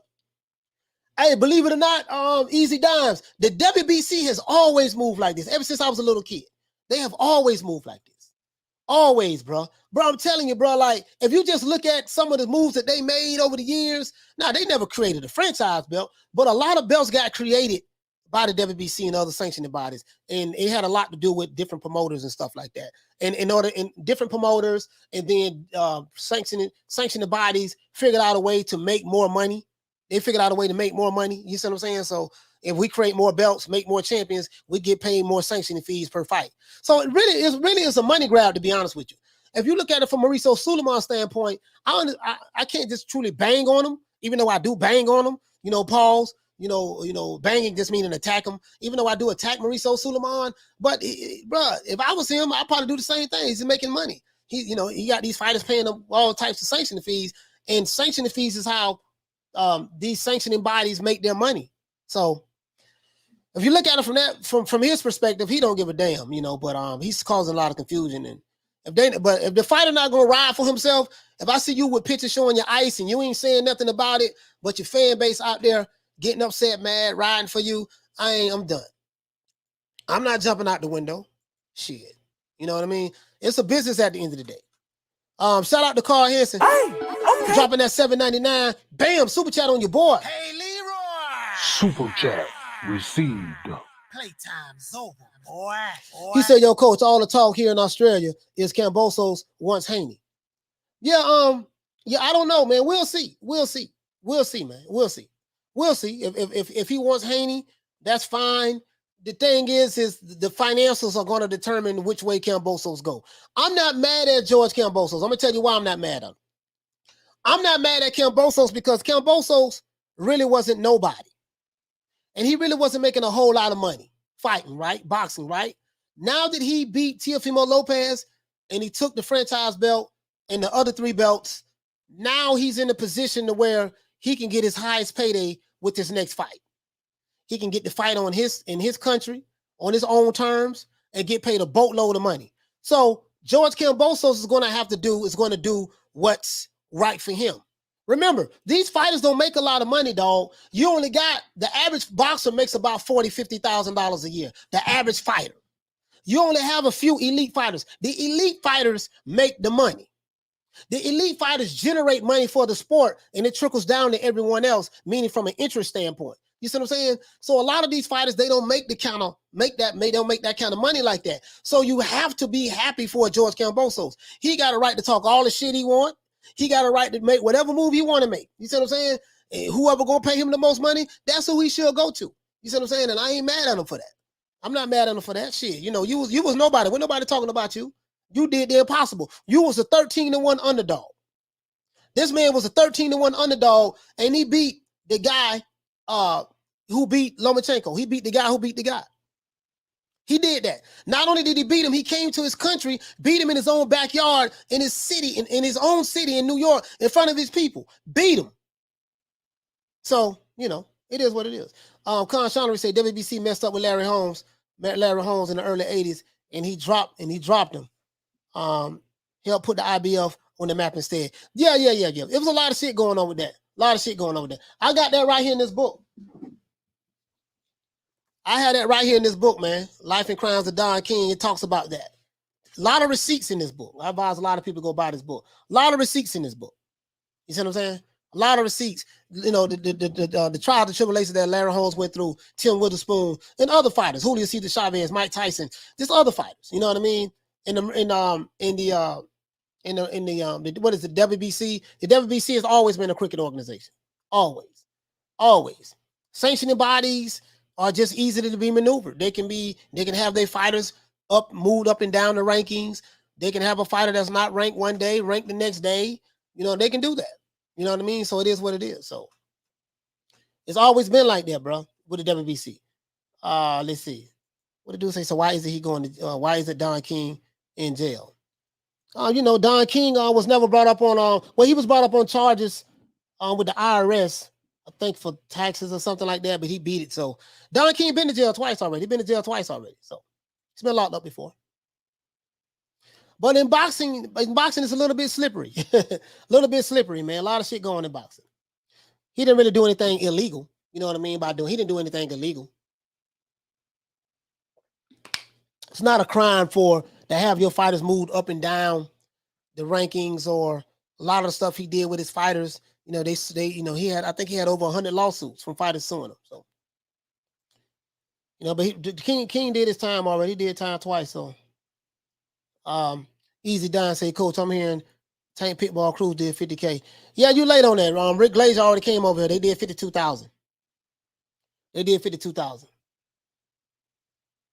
Let's see. If you're new to the channel, please subscribe, hit the like button.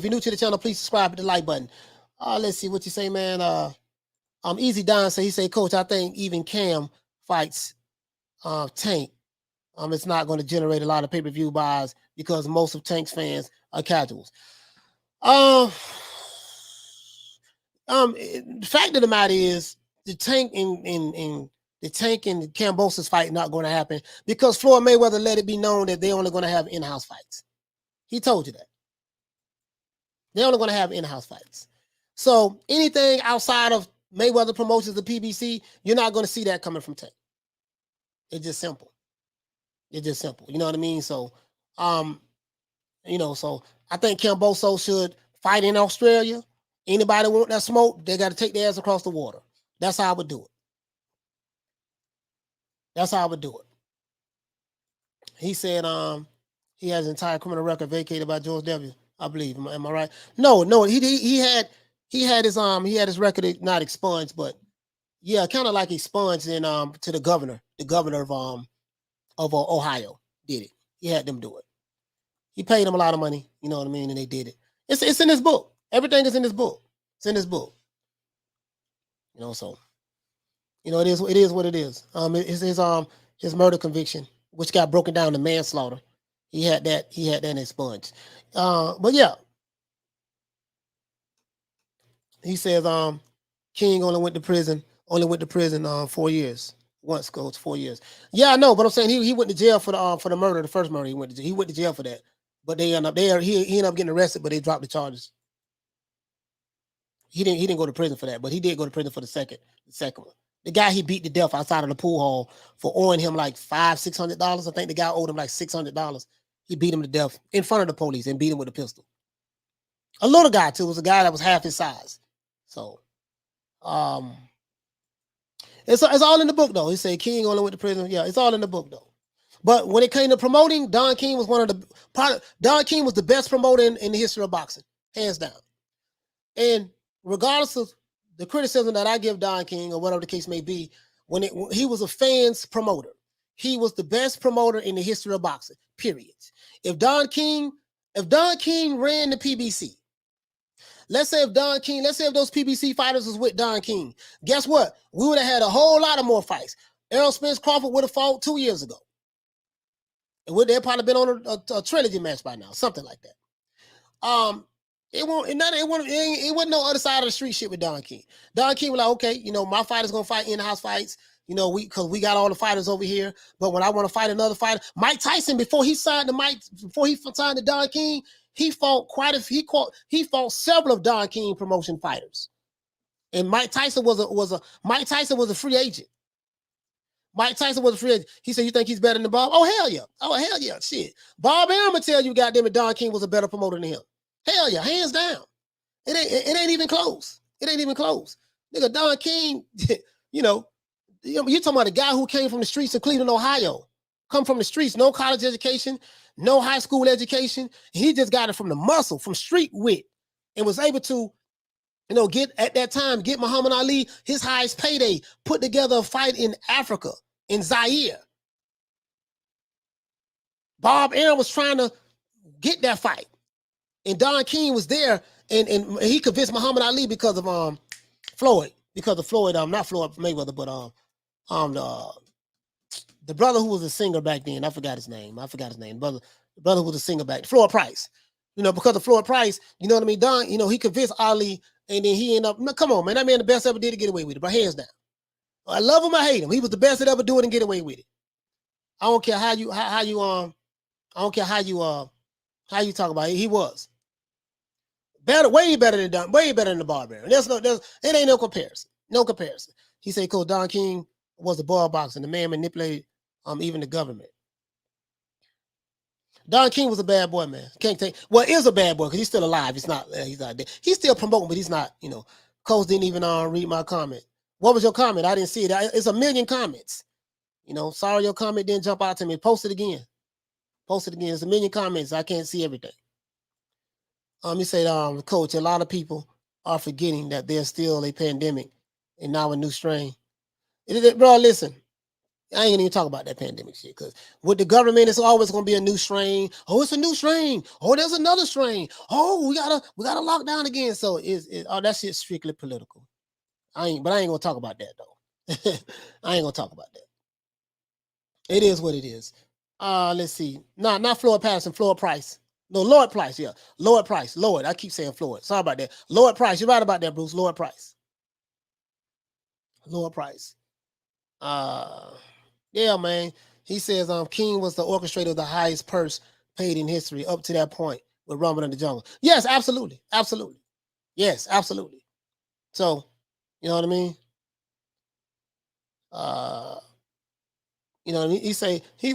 Paul Evans say, how do you think Egypt got so much sand? Don King sold it to him. Don was a motherfucker. Now he had some flop fights. He did have some flop fights. He had quite a few flop fights. When he started like this tournament that he convinced ABC to put money up for. Those fights was terrible fights. When the matchmaking was something else. But then the man, like some of the biggest fights some of the biggest fights we had in boxing history, whether it was lightweight, whether it was middleweight, whether it was heavyweight, especially heavyweight, you know what I mean? You can't mention the game without Don King. Can't mention the game without Don King. You just can't. You see what I'm saying? So, just being honest with you, bro. I got to call it the way I see it, dog. Like if Don King was still in his heyday right now promoting a lot of the shit that's going on in boxing, we wouldn't see it. We wouldn't see it. We wouldn't see it. You see what I'm saying? Now this shit is this shit like the Wild Wild West now. He says, King, what of made Tank across the street? King, what of made? I don't understand that. What you meant by that? Smile back if you're ugly. He say, think we're heading back to the behind closed doors fights, maybe in the next couple of months. I hope Eddie Hearn has an empty garden next summer, just in case. Yeah. Akon said Coach used to diss Don King before. I think Halim been texting you these days. Oh no, I still diss Don King. I know, but you got to put it in the proper context. I diss Don King based on how he robbed his fighters. How I'm talking about receipts, court documents, how he raped his fighters. When you are a promoter, why do you think they came out with the Muhammad Ali Act? They came out with the Muhammad Ali Act because of this guy. Because, you had and I'm not saying Don King invented this. I'm pretty sure the mafia was doing the same goddamn thing. I'm pretty sure of that. But Bob Arum wasn't doing it. And there's no documentation of Bob Arum doing what Don King was doing. Don King was a promoter. He'll take 33%. And when fighters signed with his promotional company, he would make his son, who worked for him, the manager. So the son would take 50% of the fighter's gross purse, and then Don would take 33% of the fighter's gross purse. So that left that's 88%. That left the fighter 17% of his money. And he still had to pay the IRS. He still had to pay his trainers and all of that stuff there. He was a piece of shit. To be honest with you. I'm just being honest with you. He was a piece of shit. But from a fan standpoint, and I want you to hear me clearly, from a fan standpoint, we love Don King because as a fan, we got the fights that we want. So, you know what I mean? So, yeah, so it is what it is. Smile back if you're ugly said, Tim Witherspoon said one time King has sent people around to threaten him. Yeah, it's in here. It's in this book. I mean, words out of Tim Witherspoon's mouth. So, but yeah, you know what I mean? So, and this is not what I'm saying. This is what the fighters said. The fighters. And, so it is what it is. But outside of that, when it comes to promoting, Don King was the best ever do it, get away with it. Hands down. You can't even compare Bob Arum. Bob Arum can't hold Don King's jockstrap when it comes to promoting fights. So he couldn't hold the jockstrap when it comes to promoting fights. But Bob Arum knows his business as a boxer. He's still around because he knows this shit. He's still around. Bob is still here. Tim Witherspoon said, Bob is still here, so Bob Arum know what he's doing as well. Both of them 90 years old. King and Bob Arum 90. He said there's light. He said there's light in shade the King story. He's been sued by more fighters in the stable other than promotion history. Yeah, but a lot of them settled out of court too. Because you know how lawsuits cost money. Lawsuit costs money. You see what I'm saying? So if I'm broke and I'm suing a millionaire, he can drag this out for 3, 4, 5 years, this lawsuit out. And I got to continuously to pay my lawyers for, to file motions and stuff like that. And then they broke, they ain't got no money. And he's, hey, baby, check this out, man. Listen, man, it's going to be some more years before you even get, this lawsuit even get settled down. So check this out, baby boy. I know I owe, look how he did Ali. I know I owed you $1 million.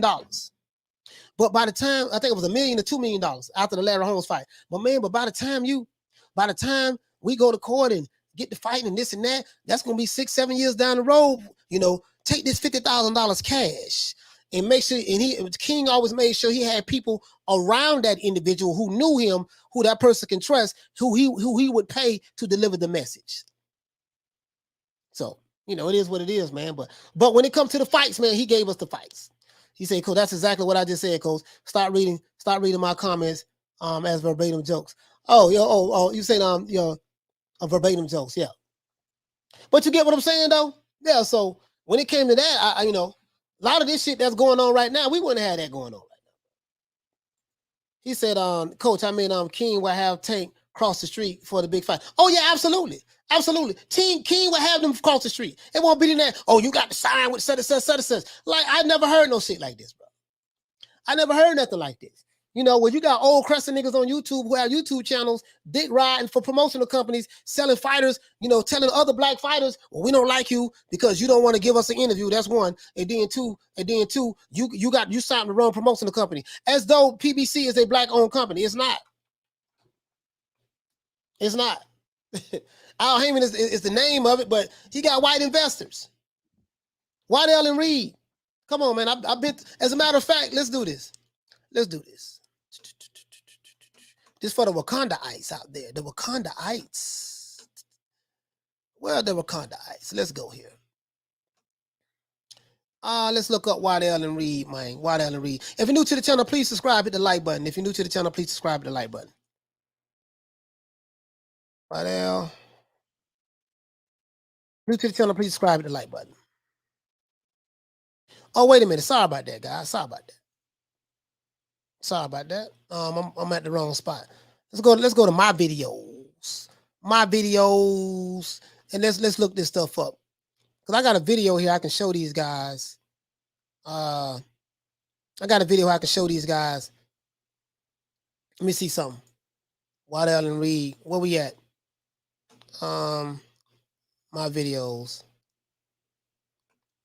You know me, man. I kind of like you know, I did a whole show on this. I kind of like receipts.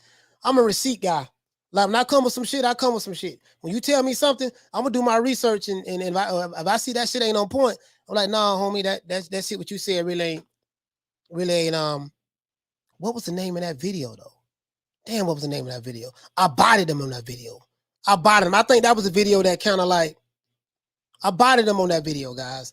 PBC. Hold on, guys. Hold on. Let me do this. I'm going to drop it for you, though. Search. Let's do that. Okay, not there. Let's see. Al Heyman. Hold on, guys. Hold on. Hold on. I'm trying to pull something up. I'm trying to pull something up. Because I want to share. I want to share this video with you. I bodied this shit. Remember I broke down the financial and advisors, investors of the PBC, the hedge fund, $400 million. Remember I broke that down. So it's like when these guys were talking that Wakanda forever shit, but we got to stick. You know, we got to stick to the black. And I'm like, no, that's not true. That's not true. That's not true. That's not true. You guys is lying. Hold on. Let's see. I got it right. Hold on, guys. I got it right here. God damn, man. This is pissing me off, dog. I did such a magnificent job on it. You know what I mean? It was like, I did such a magnificent job on this shit. You know, I bodied these dudes on this. I bodied them. As a matter of fact, I'm going to drop the link so anybody who want to see it can see it. I bodied them on this. Akon said that I'm sure Don King has something going with Donald Trump as well. I mean, they're friends. I mean, you know, Don King and Donald Trump are friends. They're like Floyd Mayweather and Donald Trump are friends. Millionaires, when you got people who got money like that, a lot of these guys are friends with each other. They're on a different level. You see what I'm saying? So, you know, people on the primal level, like the average everyday person, we get manipulated into races. Oh, you know, we can't ride with him. He racist. He this, he that. We get manipulated into the primal thinking. But what people fail to realize, when you're super wealthy like these guys, they don't care. They not into the skin color politics. You know, the only color they care about is green. He said, Coach Don King will bought a property for Bud and Spence, so they won't be different sides of the street. Yeah, he would have made that fight happen there. King would have made that fight happen. King would have made that fight happen for sure. He would have made that fight happen. You can believe that. Let's see, man. Damn. Well, what I had? PBC. Did I have PBC? I have PBC. Bro, I'm looking for this, man. PBC. PBC Witness Press Program. Hold on, guys. You know me, man. When I go to looking for shit, it's stuck on my head. I gotta show y'all. I gotta share this video with y'all. I have to. Because we have a lot of new subscribers who don't know this. I exposed this shit. I exposed this shit here, man. I exposed this here. A lot of dudes be jumping out the window for nothing, man. They be jumping out the window for nothing, bro. Look, a lot of these dudes be jumping out the window and don't know why the hell they jumping out the window. But they jump out the window because they following these channels who jump out who spitting out this propaganda. So they jump out the window together. They jump out the window together. Hold on, guys. I'm gonna find it. You know me, man. I got so many videos. Damn, I got so many videos, man. Let me see. I got so many videos. Hold on. Adele. I don't see that. I don't see that. Damn, I don't see that. I'm gonna find it, guys. I'm gonna find it. I'm gonna find it. I'm going to find it. I'm gonna find it. Anyway, let's put the phone lines back up. I'm gonna find it. Easy Don says on the Alphabet Boys on Suicide Watch. Man, I'm not gonna lighten up, man. I'm not gonna lighten up. Martin Ramos, what you say, family? Say the disrespect to the great Trevor Bryan. Hey, man, listen, man. They talking all that shit about Trevor Bryan, man. Hey, listen, Trevor Bryan want all the smoke. Everybody ducking my dog, man. You know what I mean? Of course, you know I'm being facetious, but that's neither here nor there. But Trevor Bryan is a bad boy, man. Trevor Bryan. As a matter of fact, Trevor Bryan has a fight coming up, though. He has a fight coming up. Hold on, guys. I'm not going to let this go. You know I'm not going to let this go. 4 months ago. I'm not going to let this go. I'm not going to let this go. Hold on. Hold on. I'm not going to let this go. You know me. You guys know me by now. You guys know I'm not going to let it go. Hold on. Wow, Oscar Valdez 3 months ago. I think I did this like 3 months ago. I think I did this fight. Did this like the understanding the business of race hustling. Is that it? Understanding the business of race hustling? Is that it? I got a video called Understanding the Business of Race Hustling. Yeah, I broke that down too. Listen, if you look through my playlist, guys, I got a lot of goddamn videos, bro. Bro, I got a lot of videos bodying all this shit. You see what I'm saying? He said he got Macabre too. Yeah, he does. Don King has Macabre as well. But he's not big anymore like he was before. You know what I mean? If you're new to the channel, please subscribe to the like button. He's not big anymore. You know what I mean? It's not big anymore. You know what I mean? So I'm just being honest with you. It's not as hold on, Eddie Hearn making them work together. Let's see, when cherry picking goes wrong. Bro, I got some videos, but we made some classics, boy. Boy, we made some classics, bro. I'm telling you, we made some classics over here, man. Wild Allen Reed. When did I body Wild Allen Reed? When did I body them? Bro, I put them in the coffin on this one here, bro. We put them in the coffin on this one here. You see what I'm saying? We put them in the coffin over here. Deontay Wilder. Bro, here you go right here. Here you go. Let me share. I'm gonna show y'all what I'm looking at.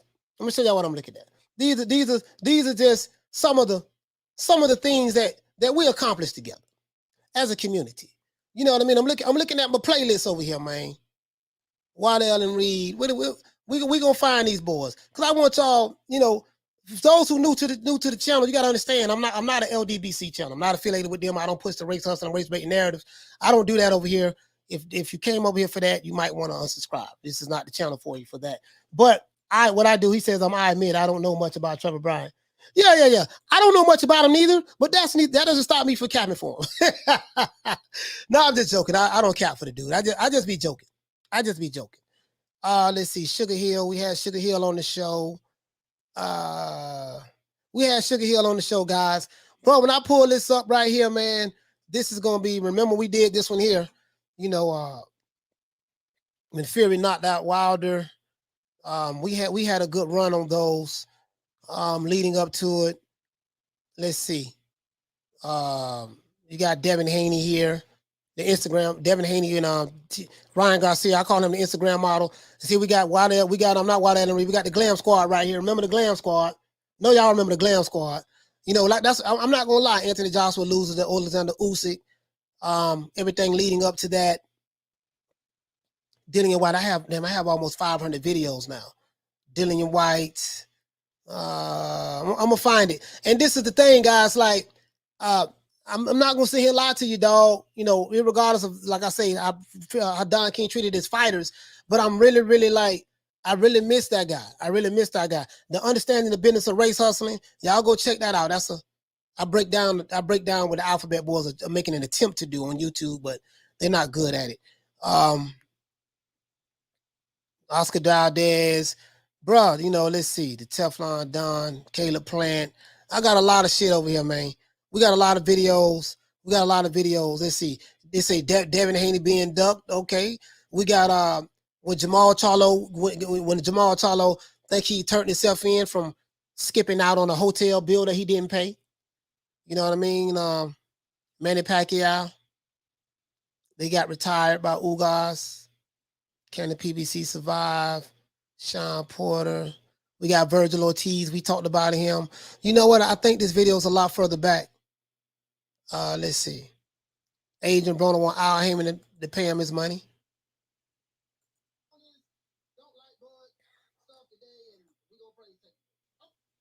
So hold on, let me see.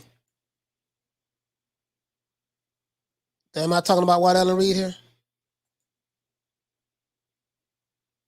No, I'm not talking about White Ellen Reed here, guys. I'm not talking about White Ellen Reed here. I'm gonna find it right here. This is not it right here. Bro, we got a lot of shit, bro. Bro, we accomplished a lot of stuff this year. Bro. Let's see. Okay, let's see. Canelo. We got Canelo and he said the only thing Ryan Garcia is striking is the pose. He broke his hand taking a selfie. Little Green Eyes P, he broke his hand taking a selfie. Khalim said, congratulations to Khan becoming a Trevor Bryan fan. Y'all like Trevor Bryan. Hey, listen, man. Listen. Hey, Halim, the only reason you like Trevor Bryan is because he signed the Don King. Halim, that's the only reason you like Trevor Bryan, because he signed the Don King. Hey, caller, what's your name? Where you calling from? Hey, how you doing today, Coach? This is Arthur Hawkins. Hawk calling from Maryland. Hawk, what's going on, fam? Hawk calling from Maryland. What the link read? Hey, man, just wish you happy holidays. And one thing about Don King that used to make me laugh back in the day on the 80s, right? Don King was the only promoter that would walk in the ring with his fighter, and you know everybody celebrating and everything as he walked in the ring. Yeah. And then when his fighter loses, he would walk over to the other side and celebrate with the other fighter, and then they walk out together because he owns both fighters. Yeah. Listen, he showed no shame. No shame. Listen, Don King. But that's it. Go ahead. No, go ahead. I'm sorry. I was gonna say that's it. All right, man. I was gonna say that was it. Shout out to my brother Hawk, man. Hawk from calling from B-More, man. Yeah, Hawk calling from B-More, man. Hey, Don was like, it ain't no need of, walking out with the loser. It's depressing. You know what I mean? It's depressing. Let's see, man. Yo, bro, we got a lot of videos, bro. We did a lot of videos, guys. We did a lot of videos. Yeah, this one I was on Lester Gibbs' show. You know what I mean? I doubt if I ever go back over there again. Let's see. Wow. Yeah, I forgot the name of it, man. Oh, I forgot the name of it. Damn, I forgot the name of the video, man. I'm gonna find it, bro. Like, I'm stuck on this, man. This here when I defended Troy. Let's see. Yeah, I'm gonna find it, man. I'm gonna find it, bro. Oh, they better be lucky I can't find it, bro, because I wanna this here me addressing these gangsters on the internet gangsters that hide behind avatars. Yeah, man, bro. We made some classic shows. Y'all go check out the playlist. I'm gonna find it for you though. I'm gonna find it for you. Hold on. I'm gonna find it for you. Man. Let's see, Al Heyman.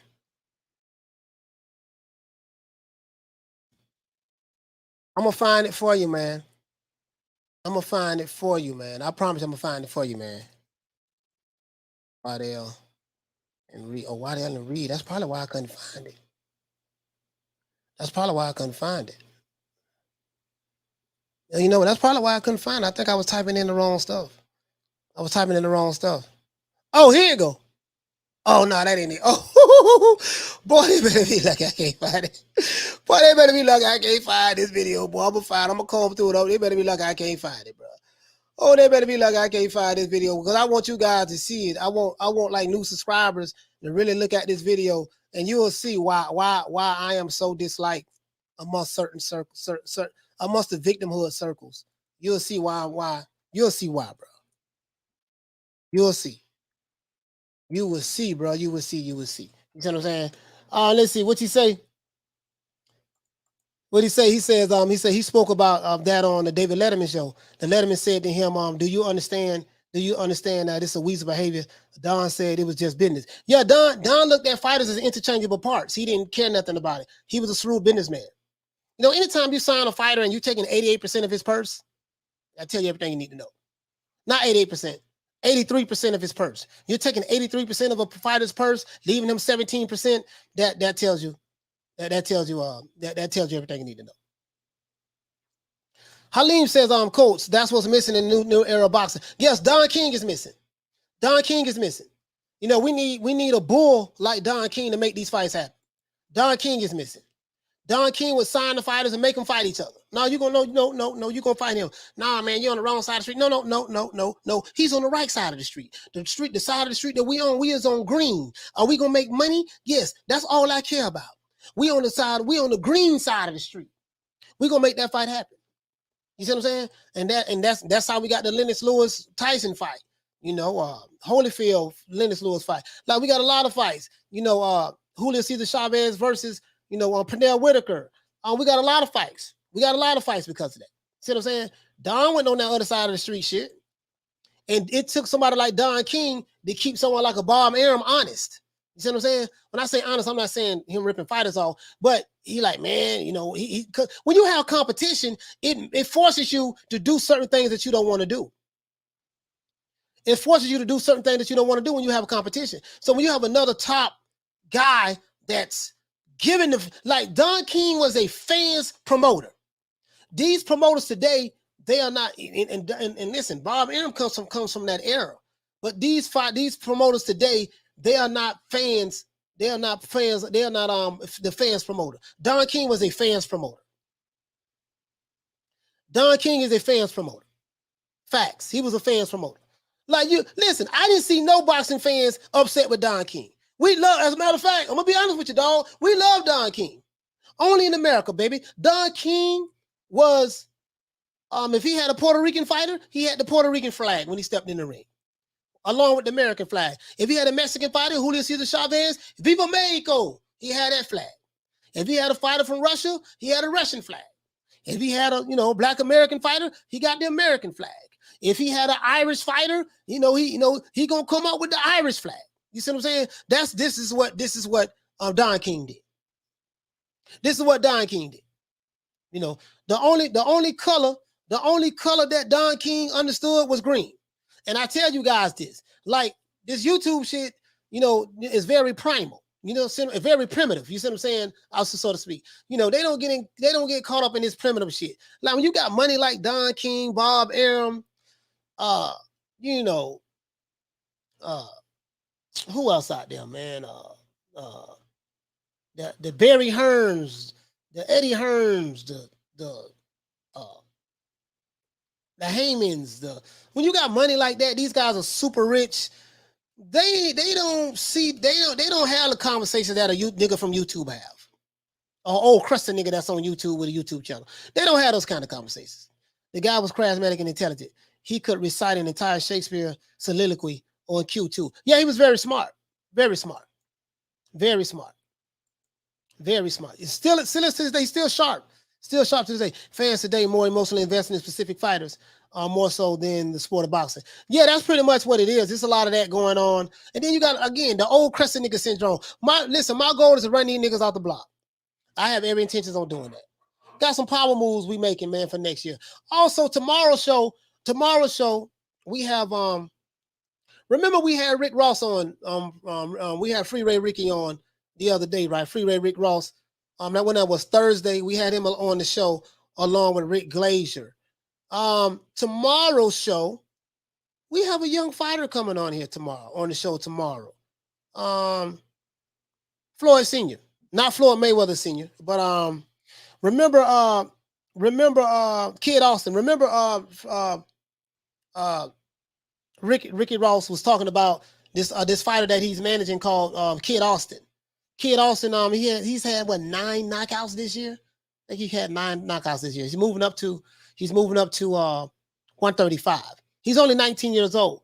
You know, these young fighters are the future of our division. They're the future of boxing. So, and this kid is good. He's the real deal. They're going to be on the show tomorrow. He's currently training not only with his father, but he's training with I think they sent me some pictures of him and Floyd Mayweather Sr. And he's training with Kenny Porter right now as well. They added Kenny Porter to the team along with his father. Kid Austin will be on here tomorrow. Kid Austin gonna be on here tomorrow. He's gonna be on the show tomorrow, him and his dad. So we're going to next year, bro. I got a lot of shit that I'm doing next year. And this is the thing, guys. Like, I know that my philosophy, how I see boxing, I'm at odds with a lot of, the small group of people on the YTBC. So, the way I do things, and I always said this, I say, man, when your product is good and you do really good stuff, it'll come. The people will come. But that show is tomorrow. Kid Austin will be on the show tomorrow along with his father, Pop, better known as Floyd Sr. His name is Floyd Sr. His name is Floyd Austin. But I don't want to say Floyd Sr. Everybody going to be like, oh, they're going to have Floyd Mayweather Sr. on, because they're going to miss. I'm not saying Floyd Mayweather Sr. But his name is Floyd Austin. But he's going to be on the show along with Kid Austin. That's tomorrow's show. He said, Coach raising the level once again. Damn. And so that's what we're gonna have on tomorrow, man. And I looked at like 4 of this kid's fights. This kid got the goods. He got a mean check hook. And guess what? Hold on. As a matter of fact, he's been sparring with a lot of people. Like let's see. I don't know if you guys can see that. See the ring light. Let me turn this ring light away. Hold on, guys. There we go. You can't see it, but that's Kid Austin, Robert Easter, Kid Austin, Devin Haney. Kid Austin, Devin Haney sparring. He's only 19, guys. He's only 19. Kid Austin, Shakur Stevenson. They're going to be on the show tomorrow. Kid Austin with Floyd Sr., Floyd Mayweather Sr. And ironically, Kid Austin's father's name is Floyd as well, but not Mayweather. You know what I mean? So yeah, man. So the kid gonna be on tomorrow. We're gonna have the kid on. We're gonna have the kid on tomorrow, man. We're gonna have the kid on tomorrow. Man. You see what I'm saying? I love them young fighters, man. I love the young fighters. The young fighters are the future of our division of boxing. And he want all the smoke. He moved up to 135. He said he want all the smoke. You know what I mean? So I think if Freeway Ricky, Floyd Sr., Kid Austin's dad, if they move him in the right direction, he's only 19. He don't need to be in a hurry to jump in there and fight the Haneys and the Lomas. He's only 19. No one can expect him. No one can expect him to do that. You see what I'm saying? No one can expect him to do that. If you're new to the channel, please subscribe, hit the like button. If you're new to the channel, please subscribe, hit the like button. No one can expect him to do that. He's only 19 years old, so he doesn't have to jump in there with the lions already. But he's sparring Tank Davis. He's sparring Devin Haney. He's sparring Shakur Stevenson. Bro, those 3 guys. Oh yeah, and JoJo Diaz. Listen, and JoJo Diaz. This him right here with JoJo Diaz. Kid Austin with JoJo Diaz. Like, he was literally preparing JoJo Diaz to fight Devin Haney and preparing Devin Haney to fight JoJo Diaz. Yeah, man, you're 19 years old and you getting in there with big dogs like this, you a bad boy. You see what I'm saying? But we're going to have the young kid on tomorrow, man, and I'm excited about it. Man. Man, the young brother, man, doing his thing. Yeah, man, I'm excited about that, bro. He says, Thomas Jones, 55-minute mark, coach. Let me see, man. Thomas Jones, let me see what you got, man. Let's see what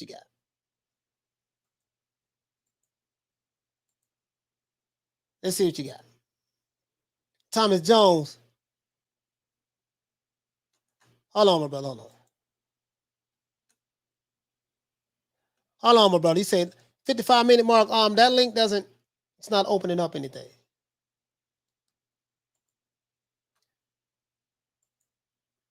Yeah, that link is not opening up anything, Thomas. Whatever you sent me, it's not.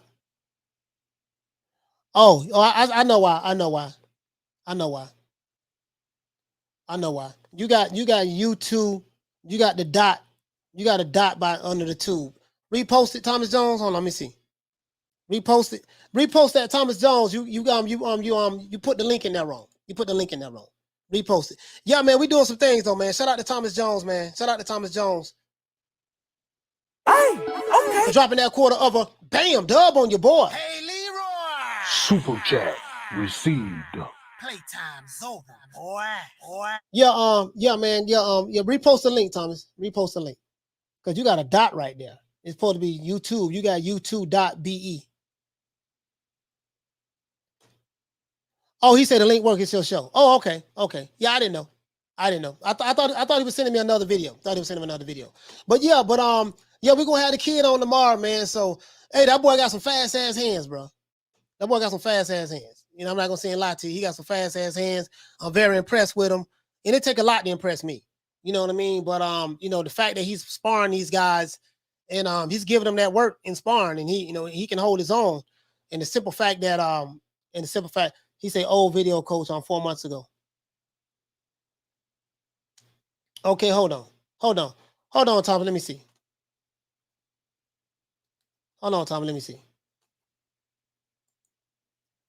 Okay.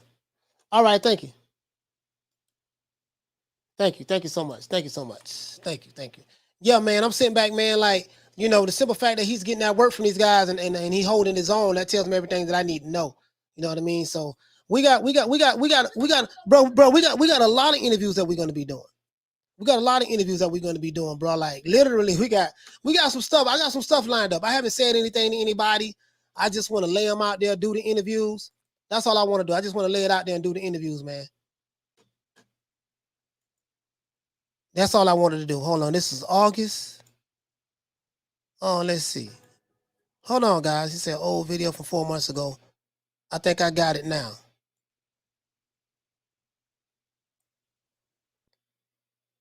Hold on. Hold on, guys.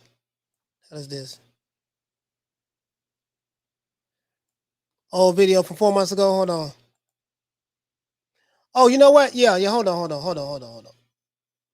Yeah, this is another classic video too. This is not the White Island Reed though.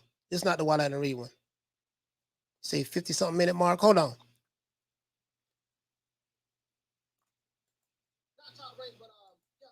Yeah, okay. I see what you're saying. The 50-something minute mark, but this ain't. Oh, this is it. Yeah, this it. Hey, man, Thomas Jones, I appreciate that, fam. Yeah, this it.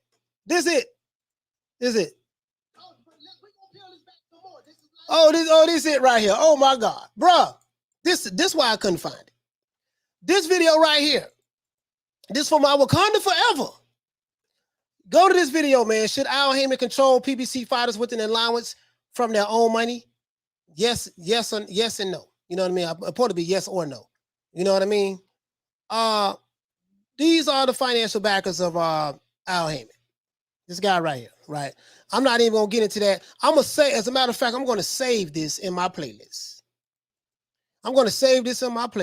Because I know that I'm gonna have to body some fools. On this later on. And one thing I do, like, I'm gonna tell you something else I do, guys, before I move on. That's the video I was saying, 1 Wakanda forever, 2 Wakanda forevers, 3 Wakanda forevers. Oh, wait a minute, this is another white guy. Y'all talking about this pro-black shit, but goddamn. Yeah, I remember that. As a matter of fact, hold on, let me play this. Hold on, listen. Hold on, let me make it louder. This is the third white guy. This is the Hold on, let's see. This is where I bother these niggas at. Got money invested in this company from in order to invest and get the PBC off the ground. You follow me so far? Let's go over here. This is the CEO of Waddell and Reed. So when these guys tell me that Al Haymon is the black guy, he is the Wakanda guy that's banging against the evil white man like Bob Arum, and he's banging against the Eddie Hearns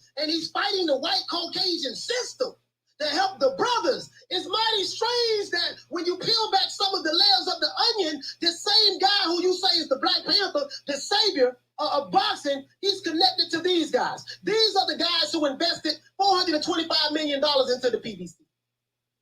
We're gonna peel this back some more. This is not it. This is not it. This is Mr. Philip J. Sanders, as you can see. He is the CEO, Chief Executive Officer. This is Mr. Brent K. Bloss. You see that, 2 white guys. This is the 3rd white guy. This is the chief. Who's this guy is? The senior vice president. Let's get to the CFO. Let's get to the CFO. The CFO is the See. This. I bodied these dudes here. When they were telling me that Wakanda shit, and I'm a coon, and we got to fight the white man and all that shit there, and Al Heyman is for the brothers. Well, goddamn, he got a team full of white dudes on this team that gave him the hedge fund for Waddell and Reed out of Arkansas, and Waddell and Reed just been bought by a Chinese company, Chinese-owned company out of Australia. I bodied them here. I dug a ditch, buried them niggas, done the ash to the ashes, dust to dust. It's over. I'm the one blew the top off of this. That was me. I'm the one blew the top off of that. I blew the top off a lot of shit. And I did it in 11 months. Right? So yeah, man. So they don't like me, boy. When I go to listen, I do my research, I find some shit, your ass in trouble. I'm talking about when you're going to push these narratives. I'm saying when you push the narratives. When you push the narratives, of what's going of certain companies, it's up to me to see if it's true or not. You know what I mean? See if it's true or not. You know what I mean? So it is what it is. You know what I mean? But tomorrow, bro, we're going to have Kid Gallahan. Not Kid Gallahan. You know what I mean? Kid Austin on. Tomorrow we're going to have Kid Austin. This Kid Austin and Tank right here. That's Kid Austin and Tank. You know what I mean? So he sparred with all these guys. And he good. The boy bad boy, but as a matter of fact, what is Kid Austin's record? Let's look up his box rec right quick. Kid Austin. Let's go to box rec. But as soon as I end this live, I gotta create the thumbnail for it. Guys. For tomorrow's show. Let's see. Hold on, guys. Yeah, hey, man. Thank you so much for sending me that. Hey, Thomas Jones. Thank you so much for sending me that, brother. Thank you so much for sending me that. I got some of the best subscribers in the world. No, this ain't Kid. No, man. Hell no. Hey, shout out to Haleen. Hey, okay. For dropping them 20 pounds on your boy. Hey, Leroy. Super chat received. Playtime's over, boy. He said, Coach, can you do the Glam Squad video? Yeah, let me find the Glam Squad. Hey, wait a second. Let me find the Glam Squad. Oh, let me tell about the Glam Squad. Okay, let me find the Glam Squad. Y'all brutal, boy. Y'all brutal. So that's that one. Let's see. Let's go over here. Let me pull up the Glam Squad. Yeah, I'm the one exposed. I'm the one that brought that to light too about the Glam Squad. They wasn't talking about that. Remember? They was talking this Wakanda stuff, but but I'm like, wait a minute, man. They didn't want to talk about the Glam Squad. I noticed that about them boys. You see what I'm saying? They have selective memories when they want to talk about some certain things. Hold on. No, I don't want to do that. I'm looking for videos. Hold on, guys. Hold on. Yeah, they have let's see, the Glam Squad. Yeah, this is we did this one in September. Oh man. Yeah, we did this one in September, man. They didn't like that one.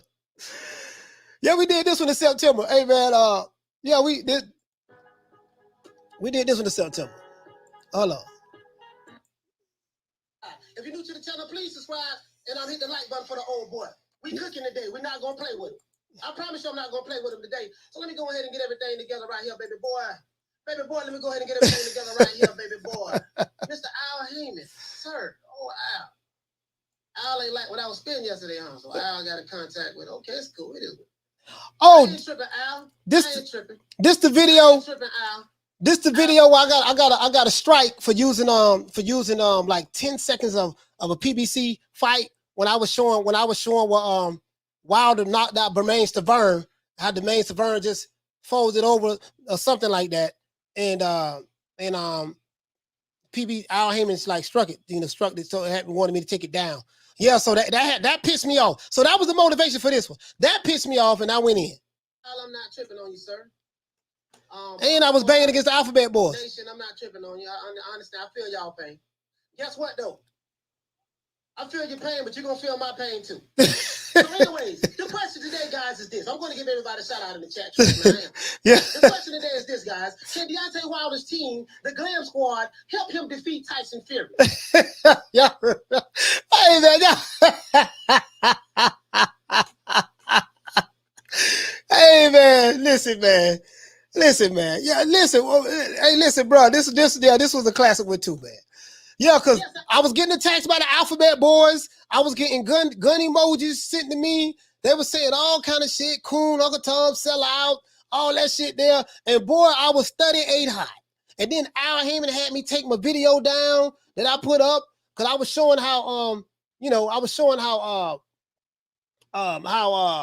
think I showed when Malik Scott took a dive, and then I showed Don House, and then I showed it was crazy back then, bro. It was crazy back then. I said it right, the Glam Squad, because you notice when those Alphabet Boy channels and those bum squad ass niggas, when they go to talking, they talk about all this other stuff, but they don't talk about their affiliation and association with the Glam Squad. They don't want to talk about that. They yell Bomb Squad, but what about Glam Squad? Glam Squad is down with Bomb Squad. Bomb Squad is down with Glam Squad. So since you want to talk about your team, let's talk about your team. Let's talk about your team then. Let's talk about your team then. And let's talk about, since this is what you guys represent, since y'all represent that side of the fence, let's go ahead and talk about that then. Y'all saw that. I saw that what they were talking about yesterday. Shout out to my man, Big Round the Figure for dropping that quarter of a dub on your boy. Hey, Leroy. Yeah, man, I was This is facts. And guess what? I'm gonna pull it up and show y'all. And that's what I want to know, guys.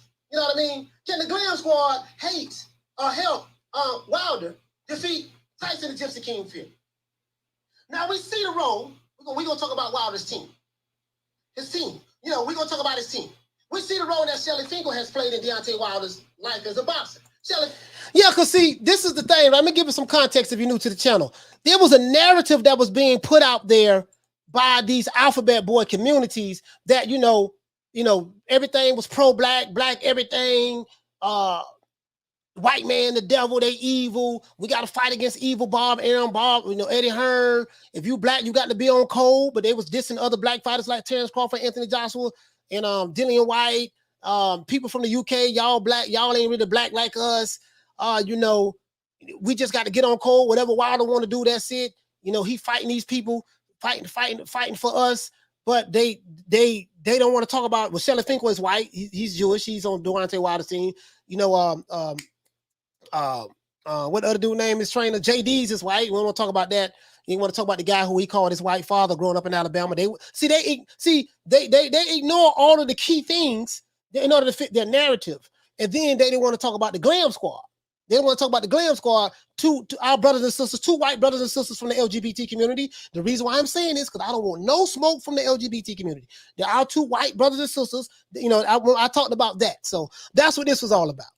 But I ain't gonna show the whole thing. But he's played a really big role in Deontay Wilder's career, right? Shelly Finkel is the matchmaker. He is the one that made. So I get right here. I just saw a little bit of it. Niggas that hate me so bad that my name tastes like shit in your mouth. I was cruel. That's how bad I want you to. I see you, boy. Yeah, I see you. Anyways, let's do this. Some of y'all don't know what I'm talking about. Some of y'all say, wait a minute, Coach, who are you talking about? The Glam Squad? I don't know about no Glam Squad. This is the Glam Squad. Yeah, I remember this. This is Cosmos, our brother from the LGBT community. He has the Glam Squad is a good company. And this is Crowley. Yeah, I remember this. As you can see, the Twerkinator is very happy. Very happy. Yeah, that was it right there, man. That was some of it, man. And I think I went into yeah, I was at war with these dudes, man. I was at war with these dudes. Still is. The war's still ongoing. The war don't stop. I was at war with these dudes. Still is. Bingo, Wakanda, right? Yeah, this is him right here, right? Oh, there you go. Deontay Wilder crown. Yeah, all this. But listen, I ain't gonna lie, they do good work though, dog. So listen, this is what we're gonna do. Let's help out our brothers and sisters from the Glam Squad, Bomb Squad. Let's help them out. If anybody in the chat, if you want to buy any costumes from Donato and the Cosmo and Donato, if you want to buy any costume from the Glam Squad, right? Go ahead and reach out to them. Go ahead and reach out to them, guys. You can get all the costumes that you want. You know what I'm saying? And let me show you some of the clothes let me show you some of the clothes that some of the clothes that the Bomb Squad and them they got access to. This is some of the clothes you can get that the Bomb Squad, Glam Squad got access to. So if you want to get anything from here, guys, just go on over there, man. Go on over there, get you something. They'll find something for you. If you're tall, it's something for you. If you're short, it's something for you. If you're fat, skinny, don't matter. Medium built, muscular, they got everything for you, right? Hey, yeah. That was I remember that. Hey, bro, I was hot that day, boy. That day, I was like, boy, I'm finna flame these niggas, boy. Hey, listen, they was messing with me all week long. But I'm the one that all jokes aside, if you're new to the channel, I'm the one that bodied them on that. Basically, that was like a LDBC, the LDBC fan base. That was a headshot. That was a headshot. You know what I mean? I'm not gonna lie. I don't have so many headshots. You know, I can't mess with those dudes. I can't mess with them, but I don't have so many headshots. That's what it was, right? But they don't. You know, they get it. They understand. I think they learned their lesson a little bit now. They learned their lesson a little bit. They kind of learned their lesson. They'll jump out. Sometime when they jump out the window, it's my turn. When they jump out the window, it's my time to grab their ass and pull them right back in. No, don't jump out the window yet. No, come on back over here. Know what I mean? So this is why I'm here. You know, this is why I'm called Cool Uncle Tom Sellout, because I destroyed all of that. And that's what I do. You know what I mean?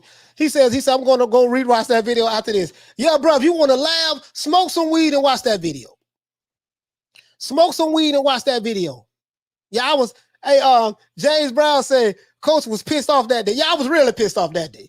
Oh, I was pissed off that day, boy. Yeah, that day right there, boy, I would say, man, and listen, hey, James, that video dropped.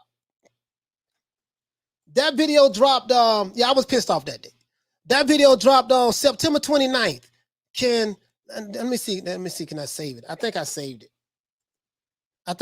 it too. No, I didn't save it. Okay. Yeah, I just saved it just now. Yeah, that video was September. Yeah, that was 3 months ago. That was 3 months ago. Yeah, they woo. Yeah, yeah, that was 3 months ago. Yeah, they had no piss me off, dog. They had no push me over the edge. I was like, the hell with it. You know what I mean? No, when I get mad, goddamn. When I get mad, that's it. That's it, boy. Don't kill me. You say don't kill me tonight, Coach. No, I ain't gonna do it. Yeah, that right there, boy. I'm the one that exposed all of that. I exposed all of that. I exposed the Al Heyman and the White Allen Reed. The white investors. Like, I blew up that whole Wakanda forever. We got we pro-black narrative. It was all bullshit. It was all smoke and mirrors. It wasn't real. You see what I'm saying? I'm the one that did that. 2022, I think all of them learned their lessons. The 7-8s, the trills, the boxing egos, the Fanons, the Dantes, the Akis, some of the Hispanic channels with the Teofimos, with the Teofimo syndromes. Let's see. Some of the is there any pro Fury channels? I think it was a pro Fury channel I saw as well. Like, all of them have learned their lesson. I'm pretty sure they have. All of them have learned their lesson. And I told them, guys, all y'all only gonna need to come together and form one super group to come against me. That's what they're gonna have to do. You know, I'm telling you, they're gonna need it, bro. I'm talented in the motherfucker now. I'm good now. I'm good at this. I'm a super troll now. I am a super troll. You know what I mean? I'm a super troll. I am a super troll. I'm good at trolling. Trolls don't like being trolled. So, and fanboys don't like being trolled. But anyways, yeah, man. So listen, check it out, guys. We're gonna have Kid Austin on tomorrow. I'm gonna put together the thumbnail right now. Kid Austin will be on tomorrow, man. This young kid, hold on, man. Box Rec. Let's see. All fighters. Wait a minute, guys. Hold on. I want to make sure I get his record right. Let's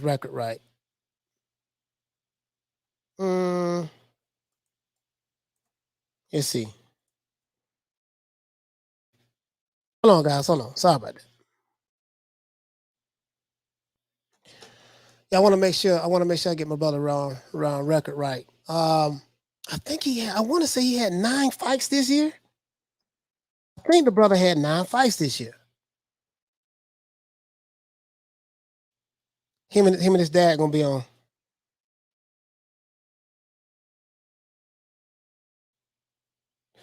Yep, Floyd Schofield. That's him, Floyd Schofield. Kid Austin. Yep.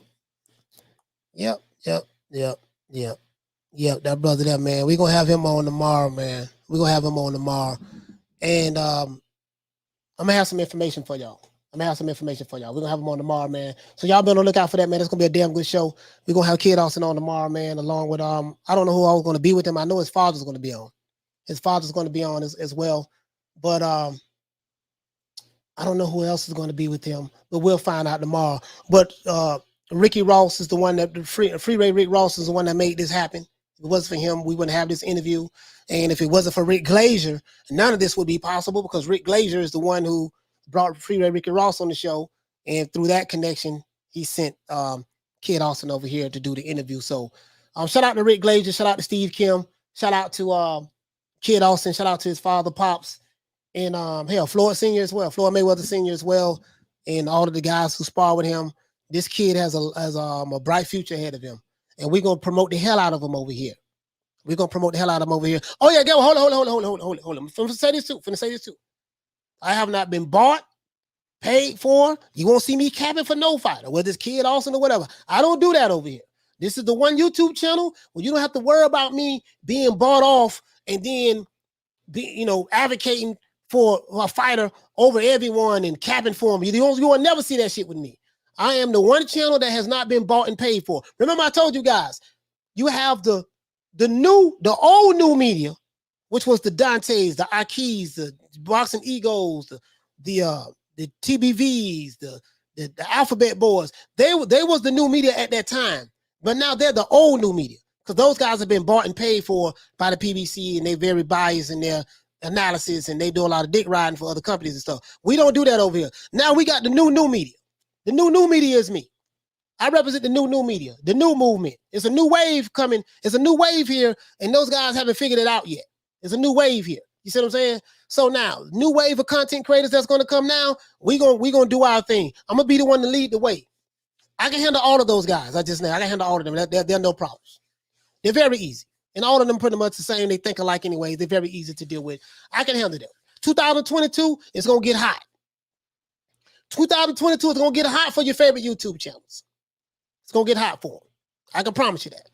I will not relent. I will not stop. I'm on their ass. You know what I mean? Pause. You know what I mean? It is what it is. So, finna run their ass off the block the next year. And we're going to stick to the commandments. Other than that, that's it. Let's go ahead and give everybody a round of applause, man. The old boy finna go ahead and get the hell up out of here.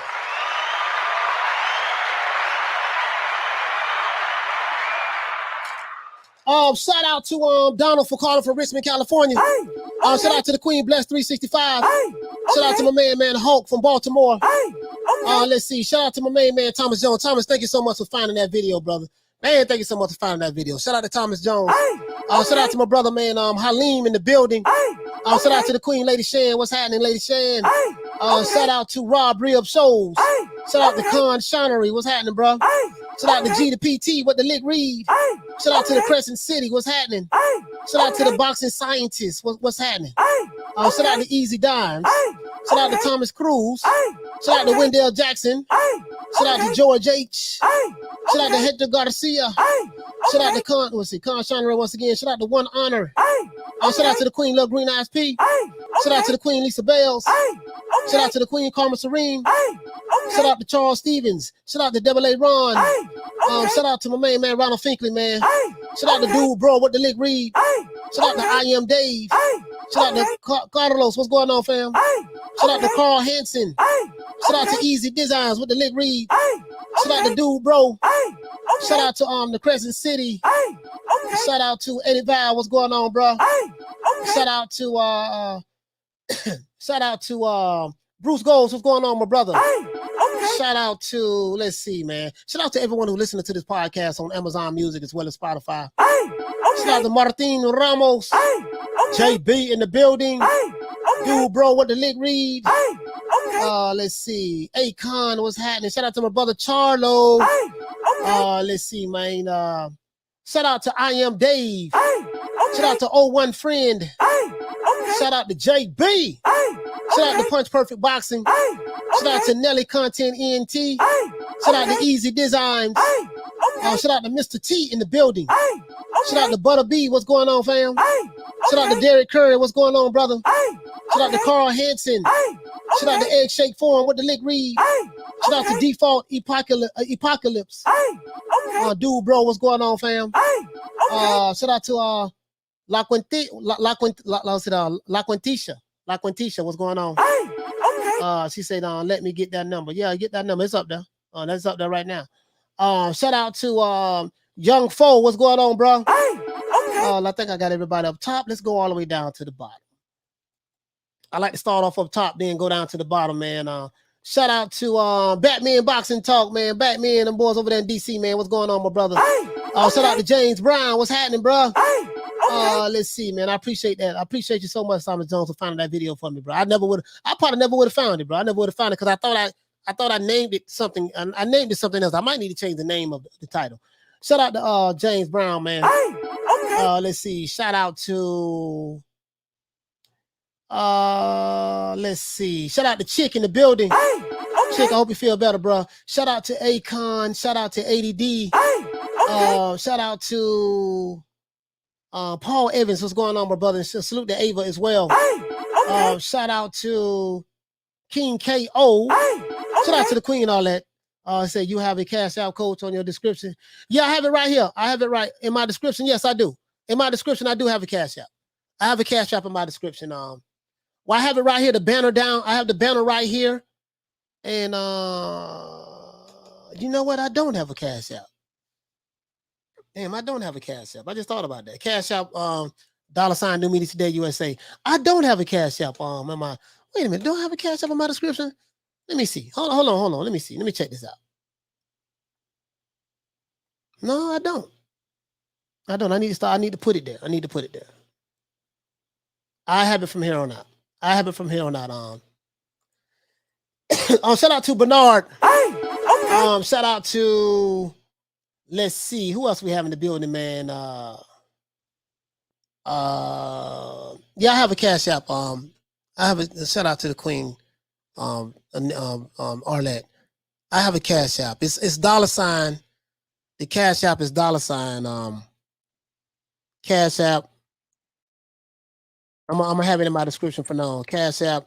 It's $ New Media Today USA.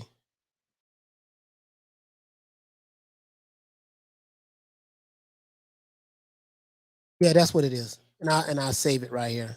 No,